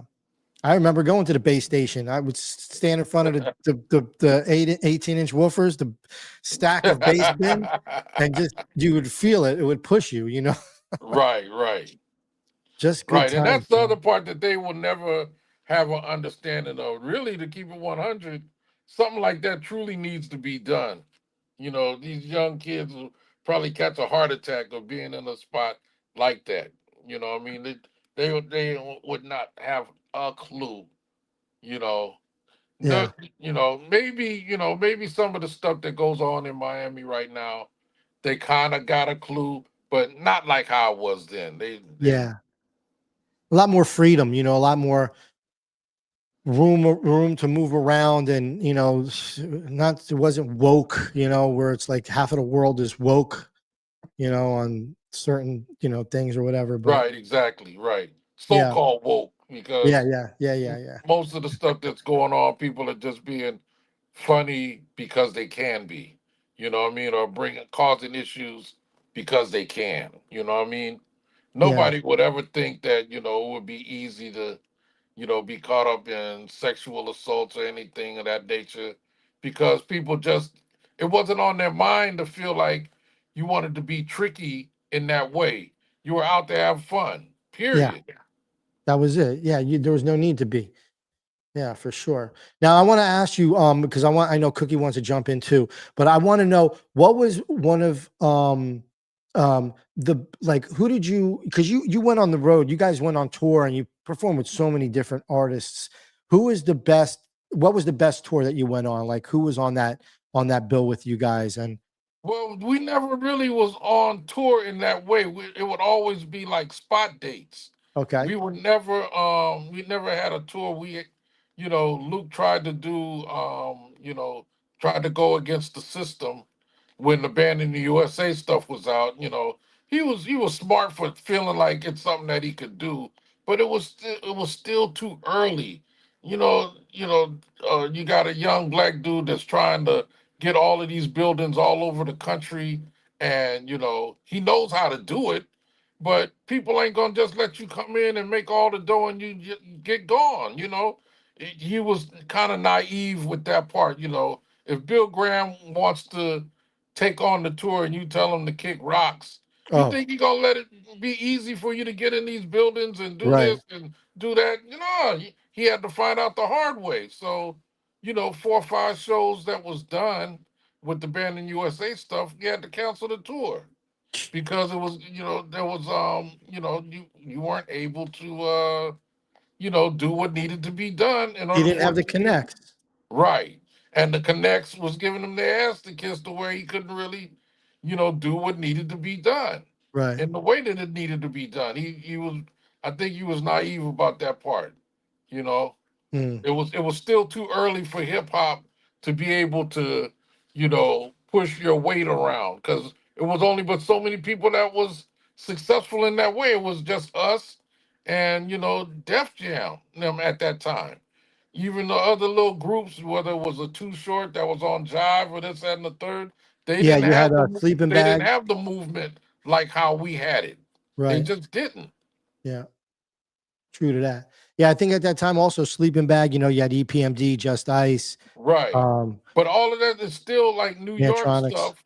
That Yeah. it's in the northern part of the United States, and they're still, even though they're making moves and they're doing shows, a lot of shows, they didn't have the bullseye on them like how we did.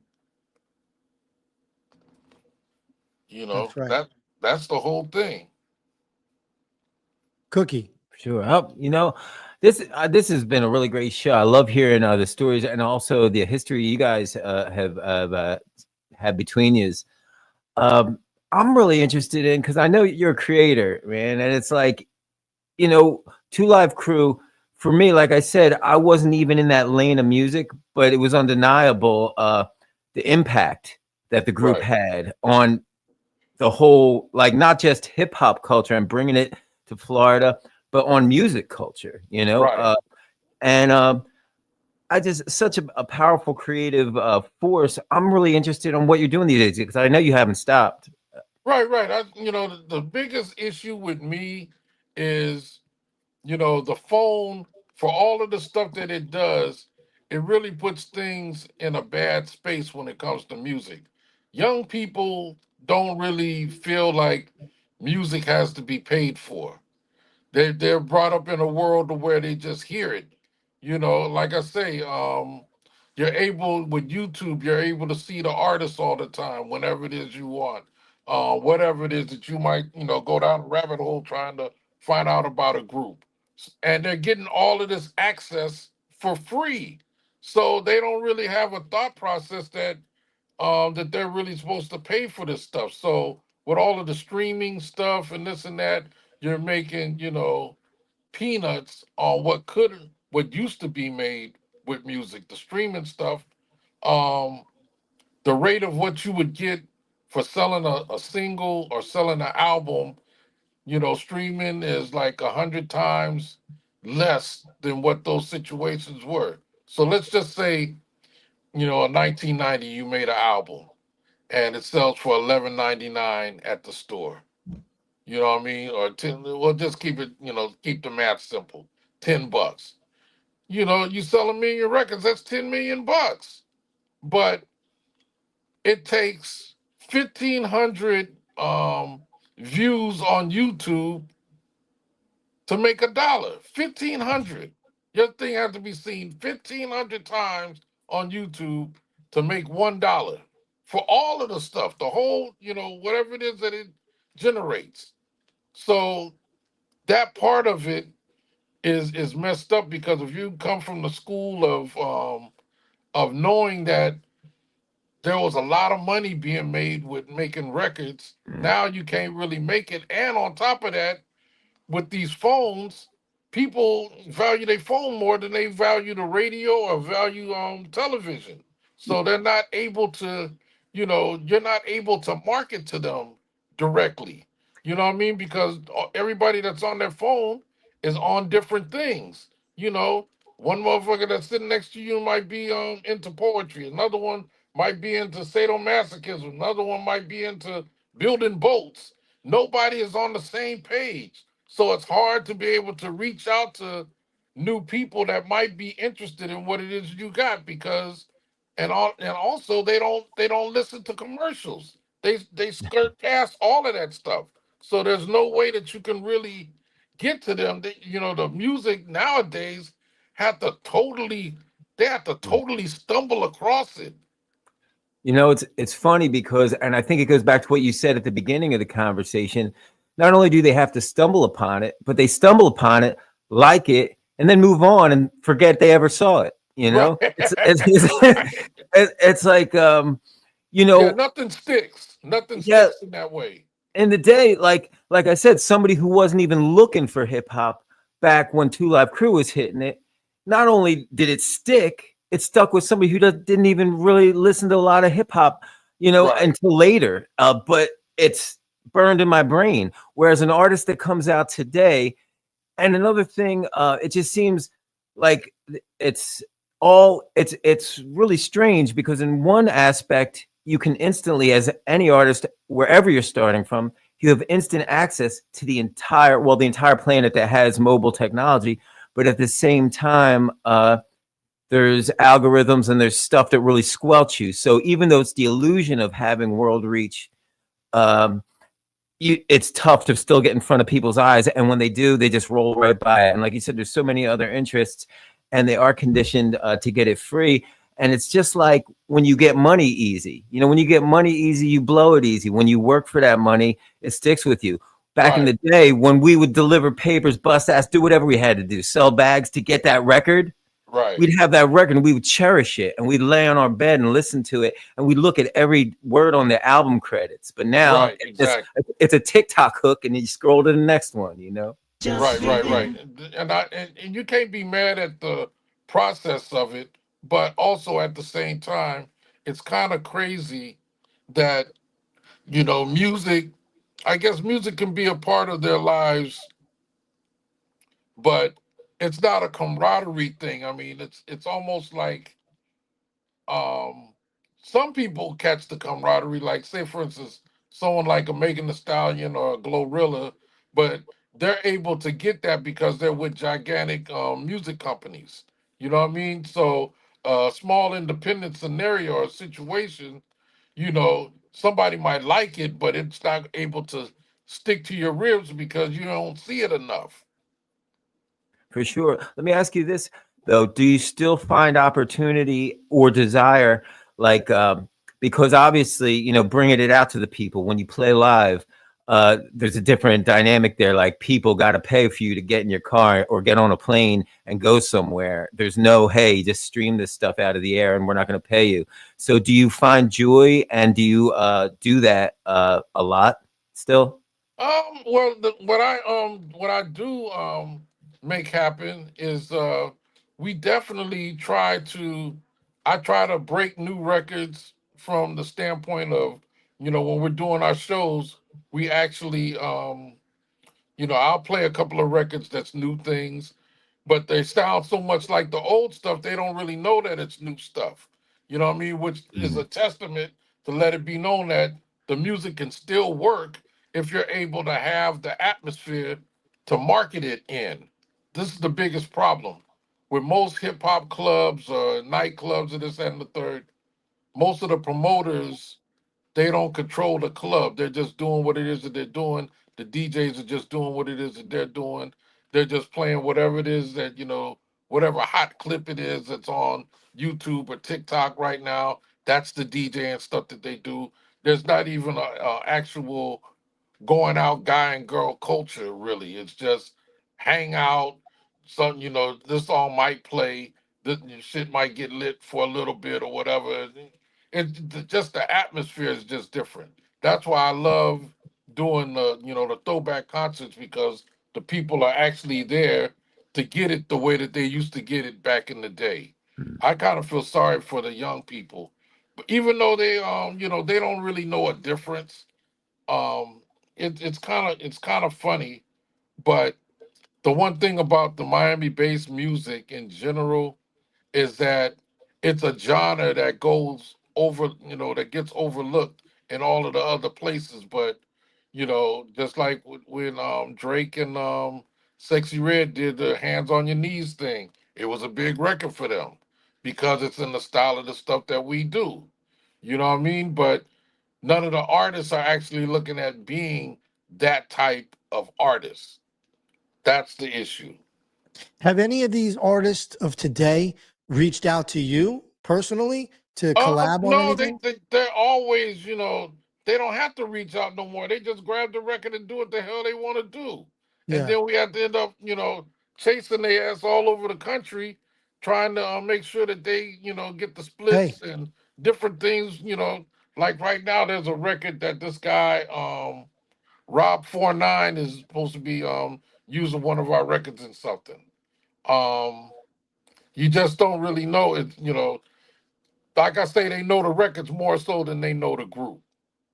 Mm, So very true. it's cool in one aspect, but not so cool in another because, you know, most people know who the Rolling Stones are, but a lot of the old school rap artists get lost in the sauce because the young people don't know their names. It's so true.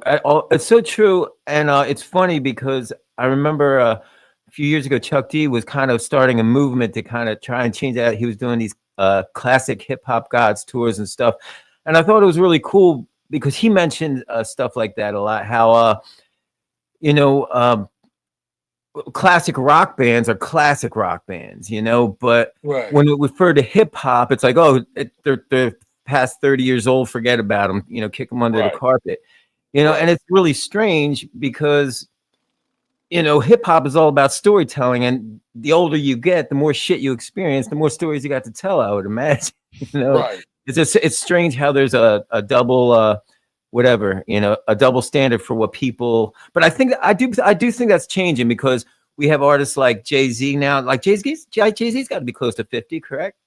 Yeah, he I mean, is 50. He's over 50. Yeah, Yeah, yes. he's over I mean, LL Cool J.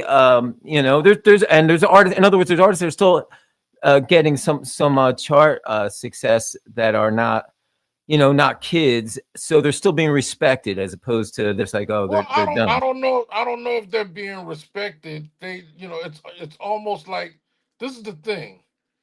We're the first of our class to be able to be 50-some-year-old people that's doing this style and type of music. We're the first ones to do that. And, you know, the 20-somethings will end up being the 50-somethings 30 years from now. So it's just, you know, we're like, you know, the same way that the stuff was rookie stuff when we were kids, the old stuff is becoming rookie stuff also. You know, so um, you know, the only thing that I don't like about like with LL and you know a Jay-Z or whatever, the records that they make can't compete with the records that made them great. Whereas, you Talking about know, now, the music that they're making now, you mean? right, Yeah. you Now, know, why do you, they I'm sure can't I'm they sorry. I can't mean, say that the records that they got right now can stand up, but the records that I got can stand up. Matter of fact, exit me out of the thing for a second. I'm gonna send you guys a couple of things, and you'll be able to play them on there because they're not registered records yet. So awesome. yeah, Awesome. put me in the green room for a second. Okay. You guys can play. Okay. All right. All right. All right. So Mixx is doing that. This has been a fucking awesome show so far. I mean, we've extended time. Thank you to Mr. Mixx. Like, you know, we are an hour and a half over our normal time frame, but there's so much to talk to him about. He's got so much knowledge. He's been in the game for such a long time. And really, there's just so many nuances that has happened, you know, in his career. So many stories and just really a lot of cool things. So he's going to send something over, but and hopefully he comes back, you know, get him back in here so we can say our proper goodbyes here. And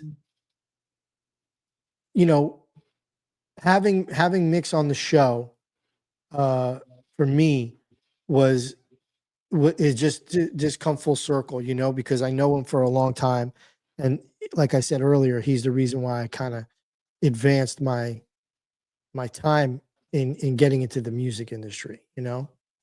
And so it's been a pleasure. I want to ask him though about the blockchain because, you know, like why not? Why not? You know. Hey, you know what, Hef, before he comes back, I'd like to ask you something that was something that he said. And I wanted to ask him too if we have time, but I know we've been running way long tonight.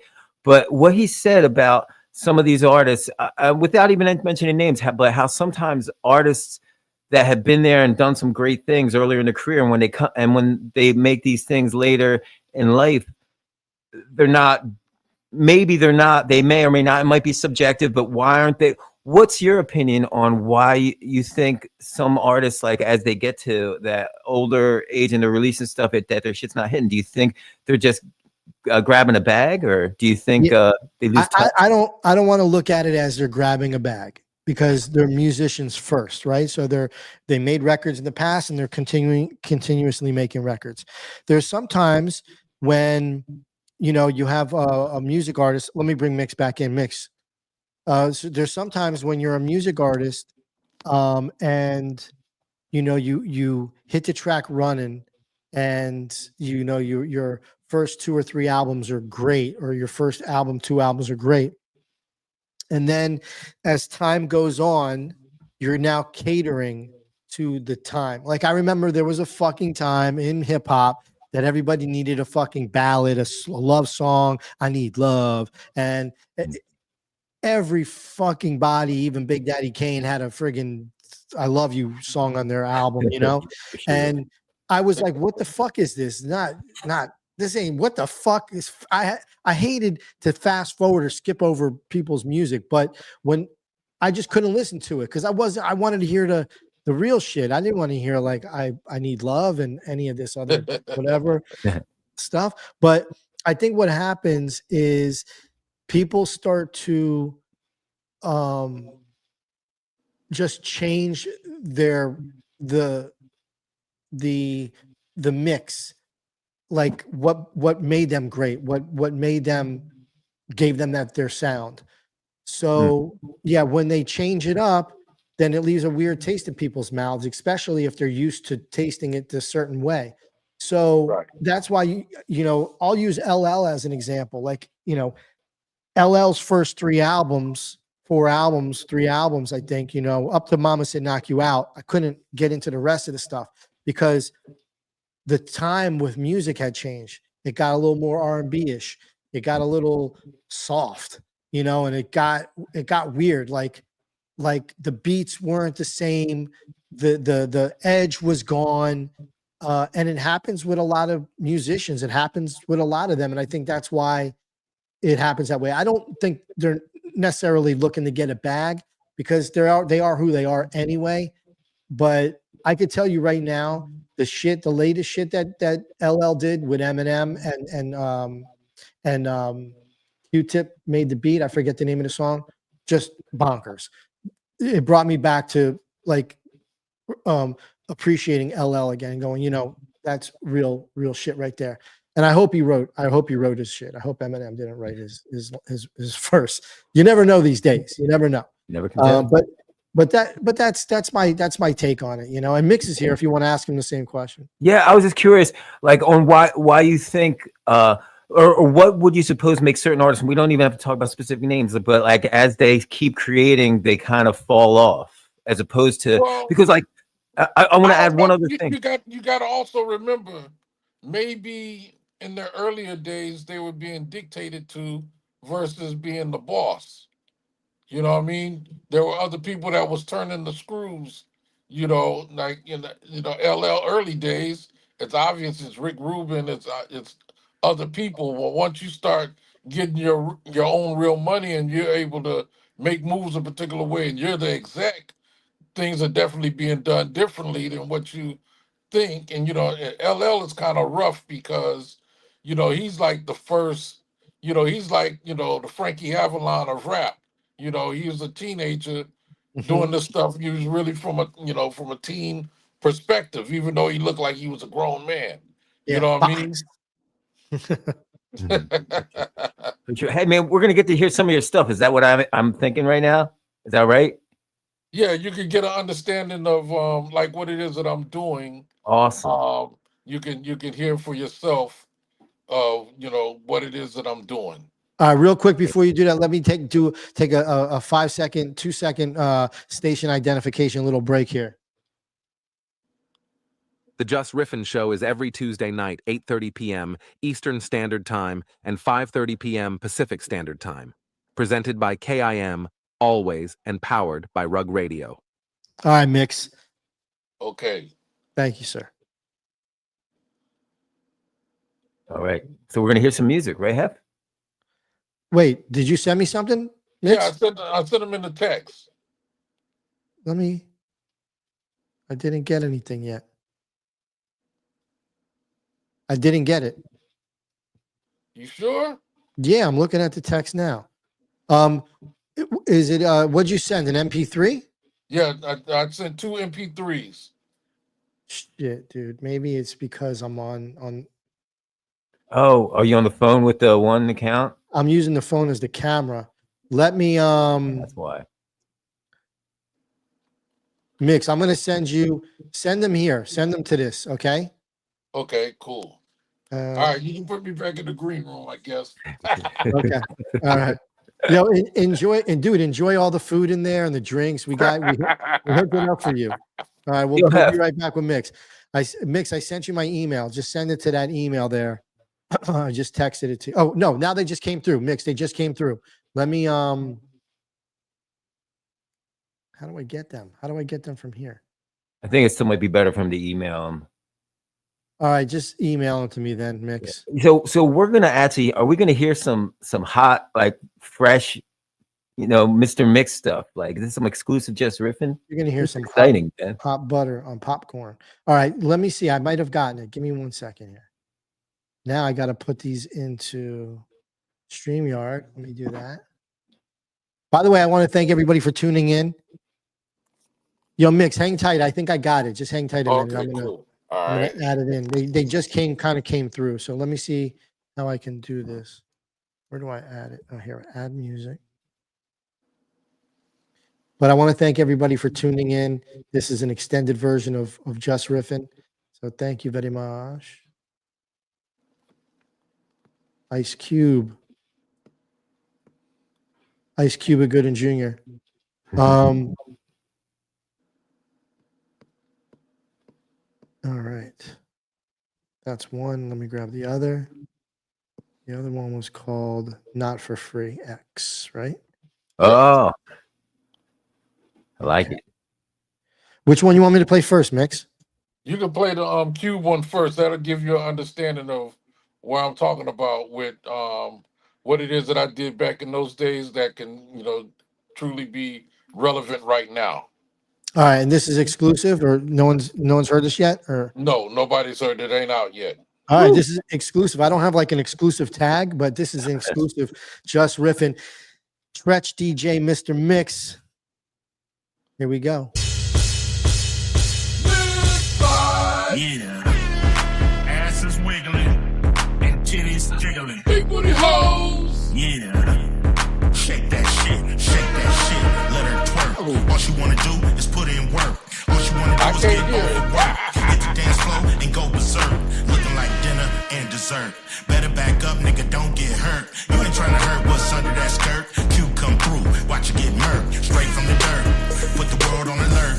If you're scared, go to church. I'ma kill it first. You know this motherfucking verse. It's gonna leave in a hearse. Bitch, obey your thirst. Then hand O'Shea your purse. You fucking with Captain Kirk. We'll show your ass the universe. Uno, dos, tres, cuatro.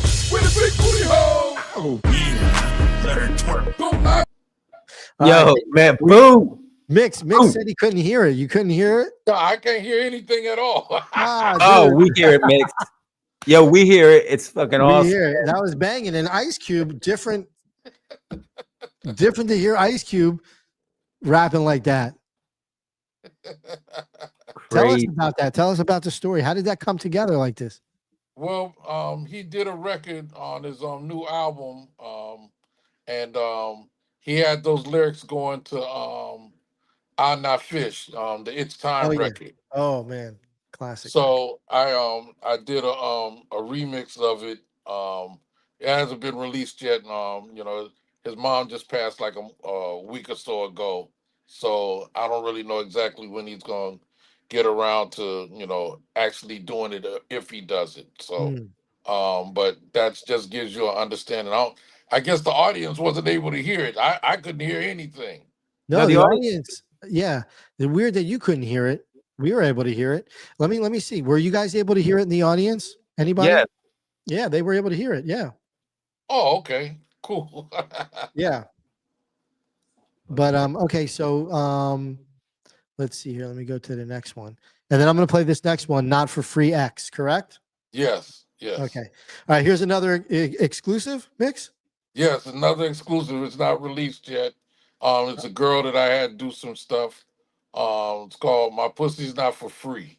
Oh, I like it. I like it. All right. Here we go. But I can't hear something. I want to hear the record too, man. The way that Wait, I was able to hear when you did throw that D and all of that stuff. I was able to hear all of that. Yeah, but that was very weird that you can't hear this. That was coming through the screen share.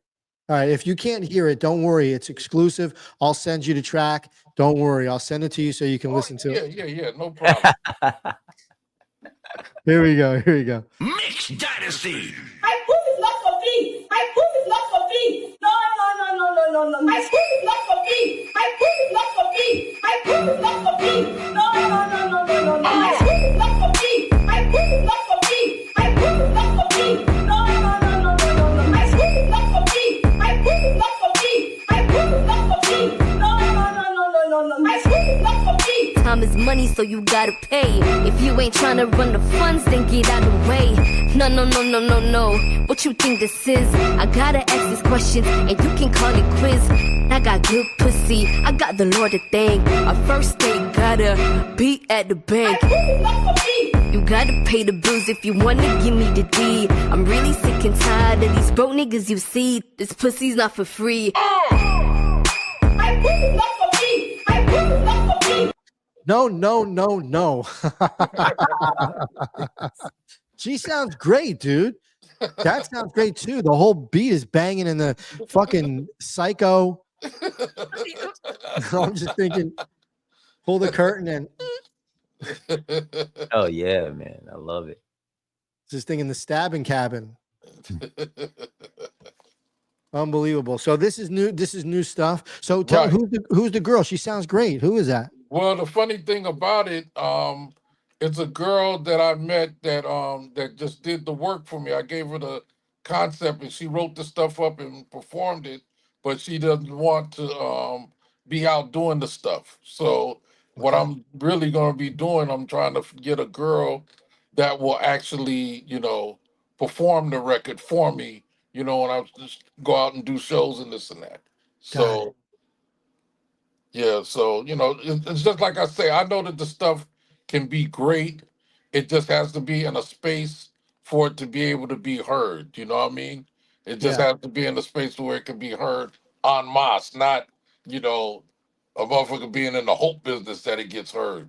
Yeah. I want to lead into the blockchain because our show's music and tech, and we've been talking for a while. We've been talking, normal like making music and just old school way of doing things, which is distribution and so on and so forth. But want to get into it with you, and I don't want to keep you too much longer here, Mixx, because we went over time, and I'm trying to be respectful but also like. Yeah. I don't know when we're gonna have you back on the show, and there's just so much. You know what I'm saying, Mixx? There's just so much that we didn't cover a lot of shit. Like we covered a lot, but there's so much more. And so hopefully we get you back on the show maybe towards the end of the year. Right. All of that's fine. Yeah, but I want to know about have you dabbled in the blockchain, music NFTs? Do you know what they are? Are you familiar with the blockchain and music? Have you looked at new technology? I'm not really sure how it would work as far as the music stuff. I've heard the terms, and I've heard certain stuff that goes on with it. I haven't been around the type of people to be able to have a true understanding of how it works. Okay. You know what I'm saying? I mean, I feel like people don't just be talking about shit for nothing. Right. Or they're just messing with stuff, for their health. You know what I mean? So no, there's definitely a huge advantage to it.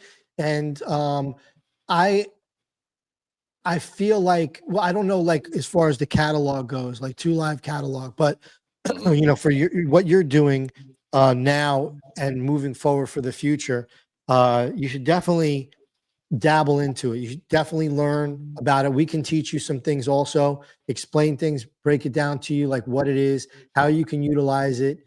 Definitely a cool thing to interact with your fans differently, and you could just do a lot of stuff. You know, having your stuff on the blockchain is proof of ownership. It's proof that you actually did it. And then people that buy it from you, there's that proof of ownership, proof that they actually bought it, that they own it. It's like, you know, art, for instance, you get a certificate of authenticity.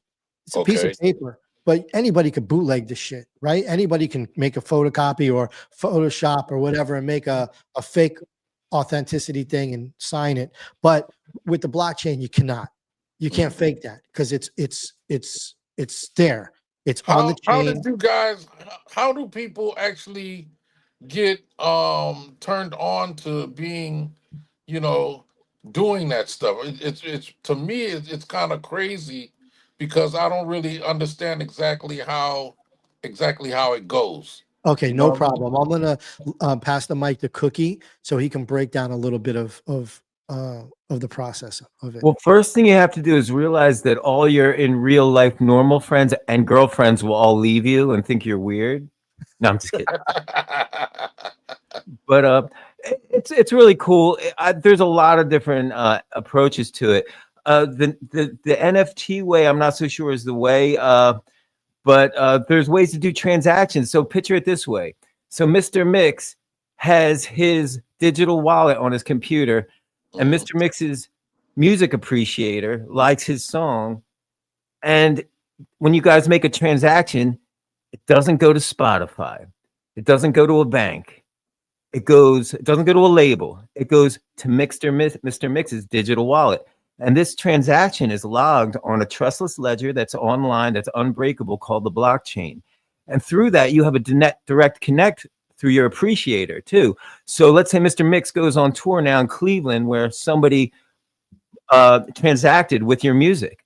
Now all of a sudden you can directly connect with that person. You could drop something in their digital wallet, say, hey, Mr. Mixx is going to be in Cleveland. You streamed my music, and here's a VIP ticket to my show. Right. There's proof. There's proof that they actually did it because it's on the chain, whether they bought your music or did anything that you're interacting with them about. It's really cool. You're connected with them. You're connected with them now. my question is, the people that do this obviously are not the average Joe Blows that's, you know, that's streaming and listening to stuff for free. It's almost like if you come into their world, you're getting treated in a different manner than you are in the regular world. I feel like it's kind of, in a sense, you know, I say this term loosely, it's kind of like hip hop culture, right? The blockchain kind of is a culture at this point that hasn't gone mainstream yet. And I think there's an advantage to that, and there's a coolness about that. But I do believe myself, I believe that this will be mainstream just like hip hop became one day. And I think it's an interesting technology, and there's a lot of different ways to utilize it. But the biggest way for me so far, I think, is that I'm excited about is it's that direct connection. Like when you have people you're engaging with, now all of a sudden there's nobody like Spotify. Like let's say 1 million people, let's say you put that song on that Hef just played on Spotify. Let's say 10 million people stream it. You don't know who those 10 million people are. It actually might have been 20 million people. As Spotify said, it was 10 million. But when they're transacting this way, Mr. Mixx has his, you know, is looking on ETHScan or on SoulScan, and it's all there. It's like those transactions are undeniable. They're unbreakable. So how do you get into the atmosphere for people to know that you're there to be able to be heard? How does that work? I would say just like any other marketing, promotion, getting the word out to your fans, letting them know that, you know, you have something on the blockchain. You know, if they purchase it and come to your show, you might have a special limited edition vinyl of it, or a poster, or something that's exclusive for them. There's a multitude of ways to interact, but I think for the most part, it's you explaining to them, telling them that this is where it's at, this is what it is, like normal promoting, you know, like. Okay, so not to cut you off. So sure. In order for you to promote something, you have to either go inside of a club or go inside of a gymnasium, or you're going to have to go somewhere to be able to be seen for your message to be heard to the people that's in the auditorium or at the club or whatever. What do you go into to introduce yourself? How do you, how is that part of it done? Is it a pool of people and then it's you get entered into the atmosphere? How does it actually work? Take this one, Cookie.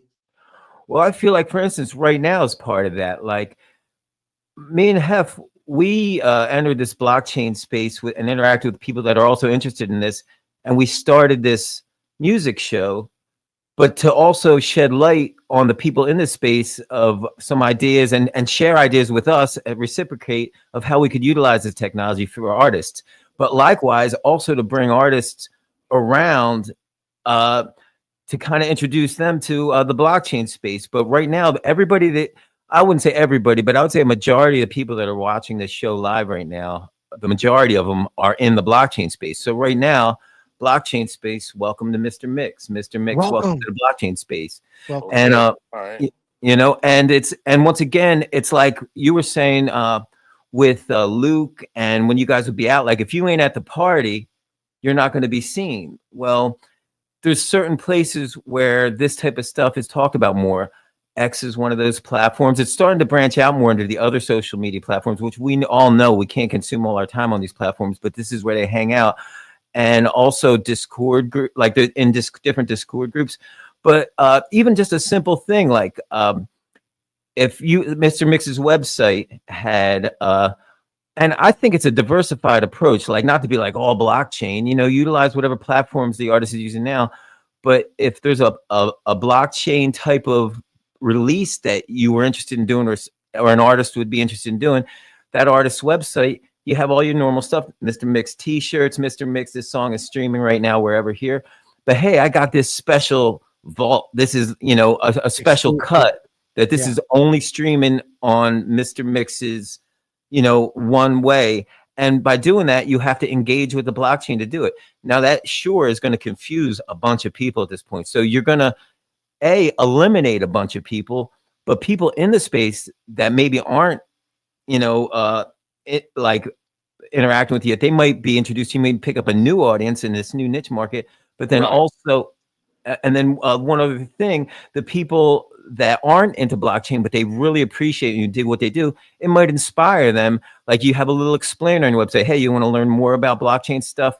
Well, this is what it is. And I'm on, how your particular project works. You just have a quick explainer and it might inspire people to engage this way, which I think, and we all think that are in the space, Hef and all of us, we believe this is a really powerful tool that we haven't figured out yet, to be quite honest with you. We haven't figured it all out yet, but this is why we're here. We're trying to figure out how we can empower artists to really own their shit, Right. Well, and that's the thing. I do all of the stuff on my own nowadays. So I'm definitely interested, hell, maybe all of the stuff that it is that I do moving forward will just be blockchain stuff. You know what I mean? It doesn't make sense for it to be in an atmosphere where it can't be found or seen. It sounds like to me that the blockchain scenario, there's a lot of people that's already involved in it and they're absorbed in it. So it seems like it just needs more people to be involved in it. That's what I'm kind of hearing from you guys. This is a true. So it's like, you remember the internet came out and then nobody was knowing what the fuck it is. And then all of a sudden we live by it. We cannot live without the internet now. Right. So it's the same thing. So crypto, even cryptocurrencies, that's going to be, it's moving forward. President is accepting it. Other countries are accepting it. Companies are accepting it, been accepting it. And that's all on the blockchain. Crypto is on the blockchain somewhere, whether it's on the Bitcoin network, or Solana, or any of the other Ethereum, or any of the other networks that are there. There's a chain, there's a network, and it's on a block somewhere. So we could definitely walk you through off the air another time and explain a little bit more to you. So I'm interested to see what it is, because I got so much stuff, so much music that I know that it's not going to really get executed through the regular way of streaming and this and that.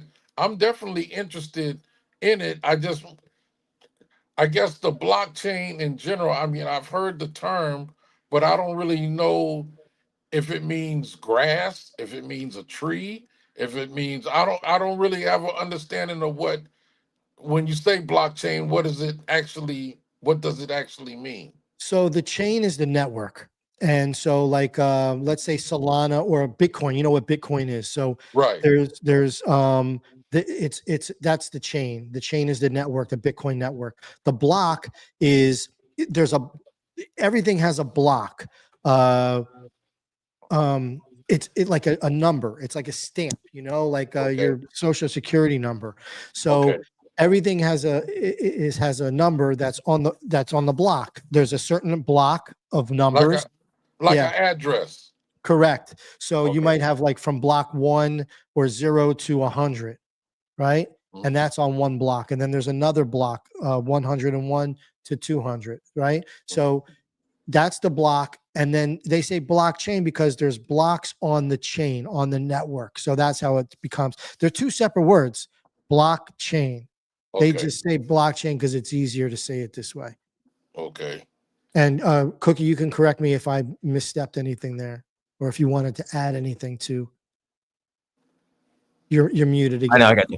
So I just want, you know, I really like the way Minton. Let me show this on the screen. Minton explained this, I think, really eloquently. It's like, oh wait, no, that's the wrong one. It's he explained something. This is the one I wanted to show. Sorry about that. Let me remove that one. But this is what Minton said. He said it could be thought of as a database that allows you to set up a digital fan club. I hate the word fan. Sorry, Minton.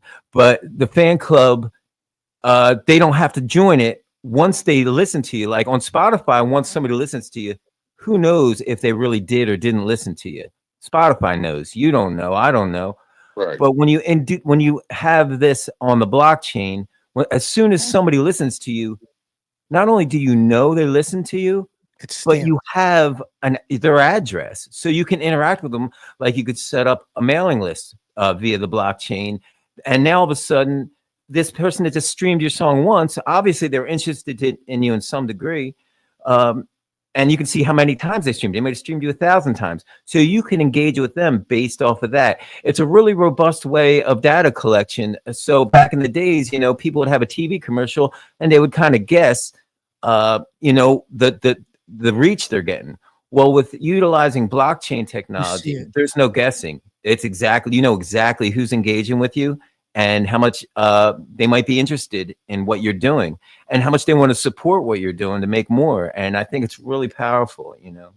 Exactly. Yeah, well, I'm definitely interested to see what it is. I just feel like if people are talking about it and they've been talking about it for a little while, obviously there's a network and there's people that are involved in it and want to spend and this and that. I just think that sometimes I know they were talking about NFTs and all of that stuff at one time. You don't really hear anybody speaking about it no more, but I don't think it has anything to do with it's made its time or anything like that. But I just think it might be confusing to the average public. But Absolutely. if it's a special club, then it's just a fucking special club. You know what I mean? It's really cool. Like what Cookie was saying too. I wanted to add into that and what Minton was saying. Where, you know, really cool where how you can interact with your fans and stuff like this is using this blockchain, because everything is stamped when they listen, when they purchase something, whatever the situation may be. So it sounds like to me, you know, it's almost like the blockchain could be considered like another style or type of Amazon. There's people that just fuck with that, and that's just what they are gonna fuck with. For now. As far as yeah, I agree with Cookie for now, because as soon as the normies, normies are people that don't use the blockchain, that don't have a digital wallet, that don't know how to do anything yet, quite yet. When those people come over and it becomes more mainstream, then yeah. And also, if there's ways to build with it now that are seamless, and the audience doesn't particularly need to know the technical aspects, like just like they didn't need to know you made those jams with an 808, they don't necessarily need to know that these songs that you might be presenting this way are blockchain enabled, but the data is still being collected that way, and your engagement and transactions with them can be still acted upon in that fashion, and you can let them know as much as interests them. Like if somebody's interested in it, then of course, hey, but people might not really give a shit about that, but they want to listen to your tune. But I'm sure it'll make them feel good if they're listening to your tune and they know that it's not going to Spotify and then it may not get to you or to your whoever is in the middle. It's going right to you. There is no middle. There's not even a bank. You cut the middleman out. It's not even a bank. Like it goes to you. And then if you want to turn it into fiat currency, it's your due diligence to swap it over to fiat, which is very easy to do these days. But that's the only time where, like, under your authority, like your ownership, your control, it's the, you self delegate where anything in this wallet goes to. So you send it to your bank where you turn it into fiat, or Right. So I think Okay, there's something. now my question is this: obviously, this is a worldwide thing. This is just not a United States thing. This is a worldwide thing. So That's that right. means there's a lot of potential money involved because there are people. One thing that I will say, and I'm thoroughly interested in fucking with it because I think for American musicians, the blockchain can be way over the top. If they're a known entity, all of these different people that's in different parts of the country, they have different values, different thought process about getting things. So that in itself could be a big deal.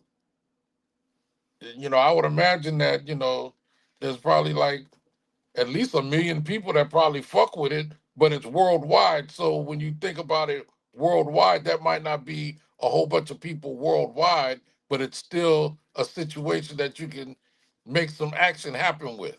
100%. People are making millions of dollars depending on how smart they are with it. People are making tons of money trading coins. People are making money selling art, selling music. It's just a matter of, how you're pushing it, how you're promoting it, how compelling and does it resonate with the people, and if it does, then they're going to fuck with you. So yeah, I mean, I think it's moving forward. I think you definitely should give it a shot and see how it works and see how it can work for you and how you can make it work for you to your benefit, to interact with, your music, interacting with the fans and other things too. I mean, it's really cool. Like we were saying, let's say somebody bought 10 of the songs. Let's say you made 10 music NFTs. They bought 10 of them. Now they're going to get a free, I don't know, slip pad, or they're going to get a free record, or they're going to get, a Mr. Mixx rope chain. I don't know. Right. You know what I'm saying? Like, so very cool. Or they get a chance to meet you, for a meet. You're going to get a chance to be in a hot tub with, I'm sorry, that record. That's right. To reenact the Move Something album cover, Right. So yeah, just so you could really do anything. You're your own boss with it. You're in control. And again, like Cookie said, you're cutting out the middleman. There's nobody collecting the money for you. It goes directly into your digital wallet. As soon as somebody makes that purchase, it's connected to you. You don't have to wait to get the money. You don't have to wait for anything. It comes directly to you. Then if you want to convert the coin, the token, to USD, you can do so by just swapping it, and then you send it right to your bank. Super duper easy. So my question to you is the main reason why a lot of people may not be doing it is because, number one, they don't understand it. But it sounds like to me, a person that has any inkling of celebrity or is known to have done something, it could be of great benefit to somebody like that. It can, and it also could be detrimental if you're a retardio's cousin. You know what I'm saying? Okay, so what you're saying then, you have to put money into it in order for money to be made or to be pulled out of it. How does it work? No, look. Okay, so being smart about it is doing things the right way, not jerking people around, not ripping your listeners off, you know, giving them exactly what it is that you say you're giving them. If you're going to do a giveaway, you stand true to your word, you know. Yeah, Now being the other, solid about what you're doing. correct. The other way is if you're being if you're being fugazi about it, and you know, you're just doing it to get a bag, and then you're lying to your fans and you're lying to everybody, and you all of a sudden you created a token and now you dump on everybody, like you take all the money out, all the liquidity out. People are going to be, forget it. They're going to, you're going to be ruined. So it could be detrimental in this way. So if you're full of shit. how would a person that has an understanding of what this thing is, how would they be governing themselves? What would be the winning spirit of governing themselves in the atmosphere of it? Cookie, I'll let you jump on that. Well, I feel that there's just lots of ways to interact with people who appreciate your music that are in a fair way that gives them an opportunity to actually support and contribute to your music because they enjoy it. That's not gouging them. And you, for instance, to be honest with you, there's a limitless amount of ways you could do it. But the ways we talked about the NFT way, I have to admit, just from my perspective, it's just me though, I'm not a believer in that at this juncture for music. For music, I think that it puts a precious price on a piece of music that people are at this point of time so ready to consume for free. However, there's a way, I think there's many ways to create ways for them to consume your music that they deal with the blockchain to make that transaction. And they don't even have to have a digital wallet. They can engage through like Google Pay, through Apple Pay, but it's all underneath, it's under the hood, for lack of a cooler term, where these transactions are still transacted on the blockchain, but it's reasonable, you know, like, hey, you know what, maybe it's not such a bad deal for you to get for a marquee artist, you know, like Mr. Mixx from 2 Live Crew, to have people, you have a hot track out, a new track, and you're offering it to people to listen to it exclusively for $1. Now, $1 is $1, but you know, if they're huge fans, they're going to want to. Well, every time, however you gauge the price of it, there's many different avenues. Sorry, I didn't mean to cut off. But I mean, the thing is like streaming something, and even those small numbers, when they're going directly to the artist, those small numbers add up immensely, as opposed to on, I don't want to keep mentioning Spotify, because I mean, I understand these are all businesses and I don't hate any organizations or companies, but you know, it's just vague. Like, it's vague when you're getting streamed by these things, it's very vague what you get paid. We know it's not enough. But I mean, not only do we know it's not enough, we don't even really know who it is that's consuming your music, how many more it actually is. You can't interact with them. Yeah. And so this is just, I think it's a more sound way to build a community of people that appreciate you as an artist. So even if you're looking at it from building from the ground up, but in this one little niche, but my thinking is, and I think a lot of us here are thinking, is that this little niche is just getting bigger and bigger, you know? Right. I get it. I understand. Well, I would be interested in trying to, you know, like with these new records that I'm doing, I'm interested in putting you know, doing you know, maybe this is what I'll do with these 5 or 6 new records that I got. I could call it the Blockchain Project. Sure. Yeah. And we'll walk you through it, so that way you make the right steps and understand it properly. We'll answer all your questions and make sure that you're 100% full understanding of what it is that you're doing, so you don't make any missteps. Yeah, all of that is fine. I'm fine with that. I'm fine with that. Yeah, let's do it. That's what I'll call it. I'll call it the Blockchain album. It might change by the time you put it out. Huh? The name of the project might change by the time you put it out. Why you say that? I mean, I don't know, maybe because you might have some sort of, no pun intended, or you might have a revelation. No, no, I would, my thing is if I'm stepping into a territory where people are kind of looking for things that people get it, then that's what you do. You play to that thought process. Yeah. Makes sense. Let me ask you one more question, then we're gonna let you ride off into the sunset here, into sleep, into La La Land. What was your favorite Two Live Crew song? It's kind of hard to say because most of the records come from you know, most of the records are either from childhood, or records um, learned about from white cats that I went to high school with, different things. So like the Fuck Shop record, that's kind of like a thing of I got turned on to Van Halen when I moved out to a white area of California where I went to high school. So I didn't have no clue about no damn Van Halen or any of that. But I would hear these records that the guys were playing that I went to school with, and that was one of the records that I sampled in the Fuck Shop record. That's a record that I know from my high school. Guys that I went to school with. There was another record that I didn't get a chance to do because for a long time I didn't know who did the record. I didn't know the name of the group. Um, the record Police, Just What I Needed. That was one of a big record they used to play. The Cars. Yeah, the Cars. Okay. Yeah, the Cars. Right. This was another great album cover, by the way. It's the one everybody remembers. Yeah. Now, where's Dave? Dave, you're right here, dude. You had, first of all, you had more chains than anybody, and I think this is the best ass right here.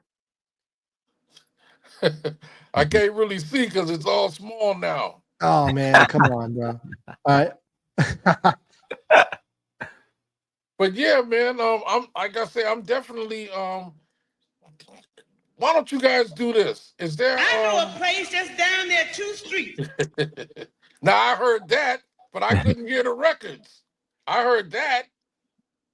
It's I don't know why you can't. I don't know why you couldn't hear it. I was playing it from the StreamYard, but this I'm playing from YouTube Music. But maybe that's the thing. They don't ask you no questions, then they give you clean sheets. This one's for you, Mr. Mixx. And give you clean sheets. Welcome to the Fuck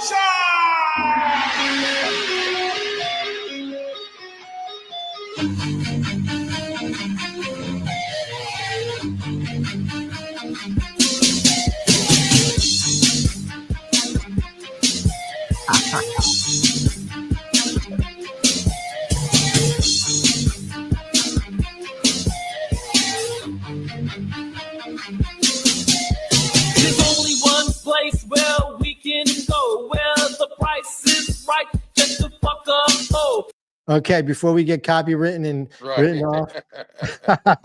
Right. The Fuck Shop, bro. Man, so many good songs. I don't know which one is my favorite, man. Like, I like all of them, dude. I really loved Move Something, I think was great. That Move Something album was awesome. But the first album is classic. Two Live Is What We Are, which was, I want to say, probably my favorite album. But Move Something, a Ghetto Bass was always a great. I love that. Move Something. We Dropped the Bomb. Oh, also you dealt with Trouble Funk, man, right? Right. Yeah. And I forgot to bring this up. Good friends of ours. Yeah, dude, I forgot to bring this shit up, man, because that was during that whole doing the butt, that whole era was like happening, and you guys worked with Trouble Funk and did that Drop the Bomb, and but you worked with some of my heroes, man. You worked with Stetsasonic, and they fucking gave props, dude. They gave props. I was so happy and proud, one, because I know you guys, and that Stetsasonic, a hip hop group from New York, was giving props to Miami bass, and Right. They you were actually had us come up there to do help them with the mix of one of the versions of the record. yeah. And I was like I say, I was very proud of what Luke was able to do and how we were able to do what it is that we did as a company and being respected by all of these other companies that didn't have a clue of what we were doing for real, but the numbers didn't lie at the distributors. Yeah. So that part of it, I was very proud of what it is that we did and what we were able to accomplish. And like I say, I think we're all just misunderstood as individuals, and we never talked enough to get anybody's real understanding of where they really stood at things. And hell, maybe maybe it was better that wasn't like that, because maybe shit would have ended way before it got started. Quite true. Quite true. Now who made this beat? Was Prince Paul? Did Prince Paul make the beat, or did you make Yeah, the beat? yeah, yeah. We didn't the record was already done. It was just You guys went to mixing mix it. it? Yeah, we just went to mix it. I'm gonna play a little bit for everybody. So this is Miami bass Stetsasonic from In Full Gear album. We got step music. Yeah. We try to be as progressive as we possibly can. We do believe that life kind of, is a whole evolutionary process anyway. It's all up, on, with forever. So, we try to evolve, and as you mentioned earlier, hip hop in itself is maturing, and we just maturing with it. Yeah, we're maturing with it. We're just trying to make our place in a maturing hip hop age, and so, because we're here for the cause, and hip hop will never die. Speaking of original concept.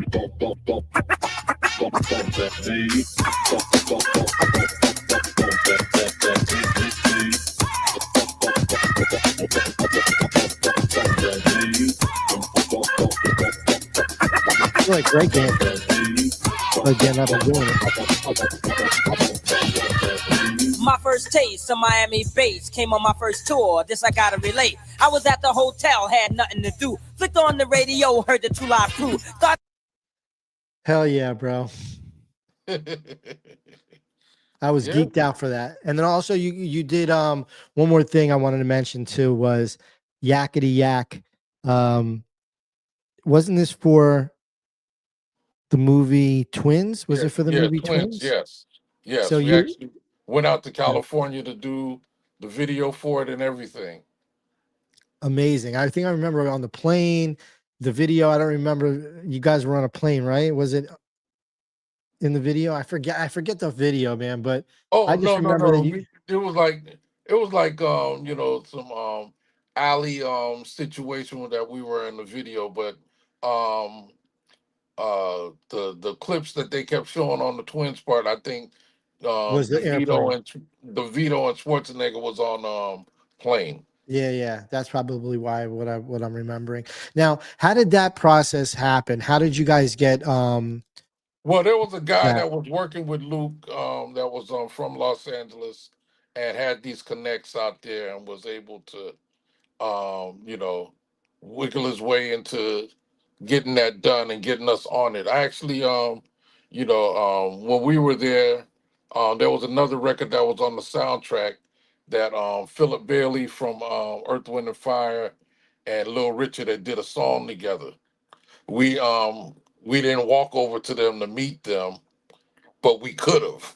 You're just watching people from from the vantage point, but you're not expounding on trying to do more things. And that's another thing that I kind of I wasn't as aggressive as I am now, or taking seizing the particular moments of doing things, because I know that I would always come to the situations with a good heart and good thought process, but I never really felt like it was something that I should do. You know what I mean? Sometimes, you have to be careful of how, if you're being viewed as, as your groupie versus being there on business. So, true to that? you know what I mean? So there's certain aspects to it that, you have to be better about certain aspects of this stuff. You have to know that you belong there. You have to act like, that's one thing Luke did do by hook or crook, you know what I mean? But maybe, the way that he handled some things didn't always work out in his favor. But most of the stuff he could remedy, but he never remedied it. Sometimes people feel like the rebel approach is the approach. And I don't necessarily feel like that. I think that when you're coming from a space that people may not have an understanding of the vibe of what you're doing, you have to give yourself that, benefit of the doubt. And then if they give you their ass to kiss, then you can be on some foolishness. Yeah, for sure. 100%. I'm with it, man. So Mr. Mixx, bro, I want to thank you, man, for coming through, hanging out with us, being a part of the show. I'm glad we got a chance to talk in this light here and have you here with us, and glad that we were able to even break down a little bit of the blockchain to you.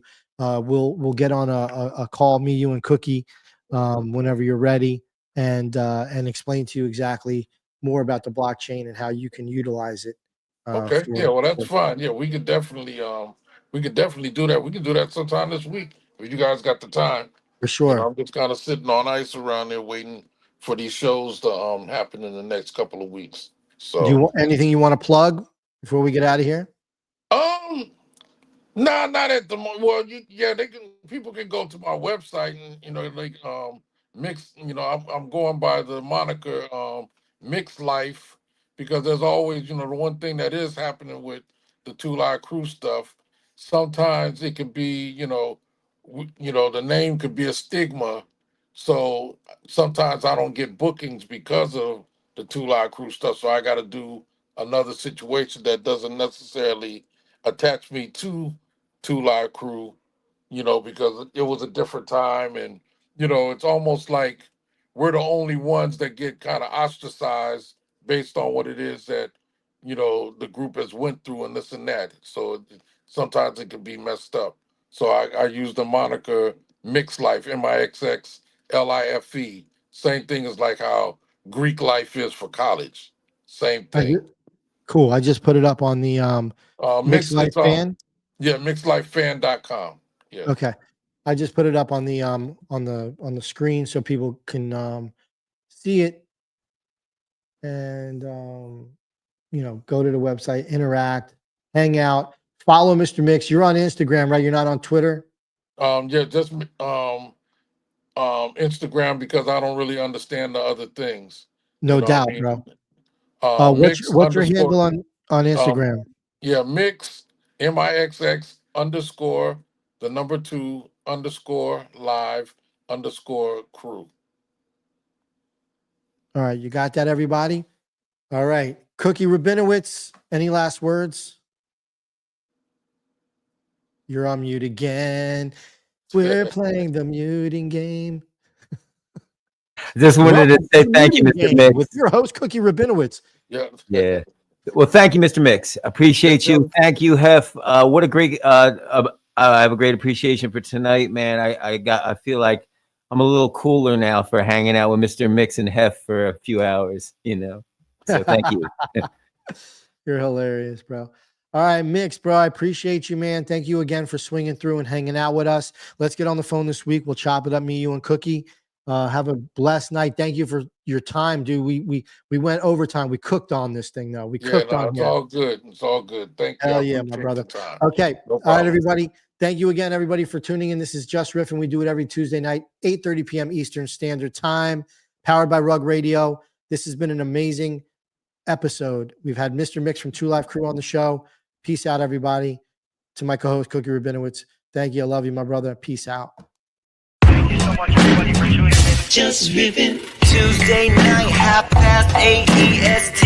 Know where we be. Jus Riffin. Special guest and tech and talk. A musicology. Jus Riffin. Coming to you live at the same time. Here every week. Jus Riffin. Jump in the room. Let's chop it up. It really ain't that deep. Jus Riffin.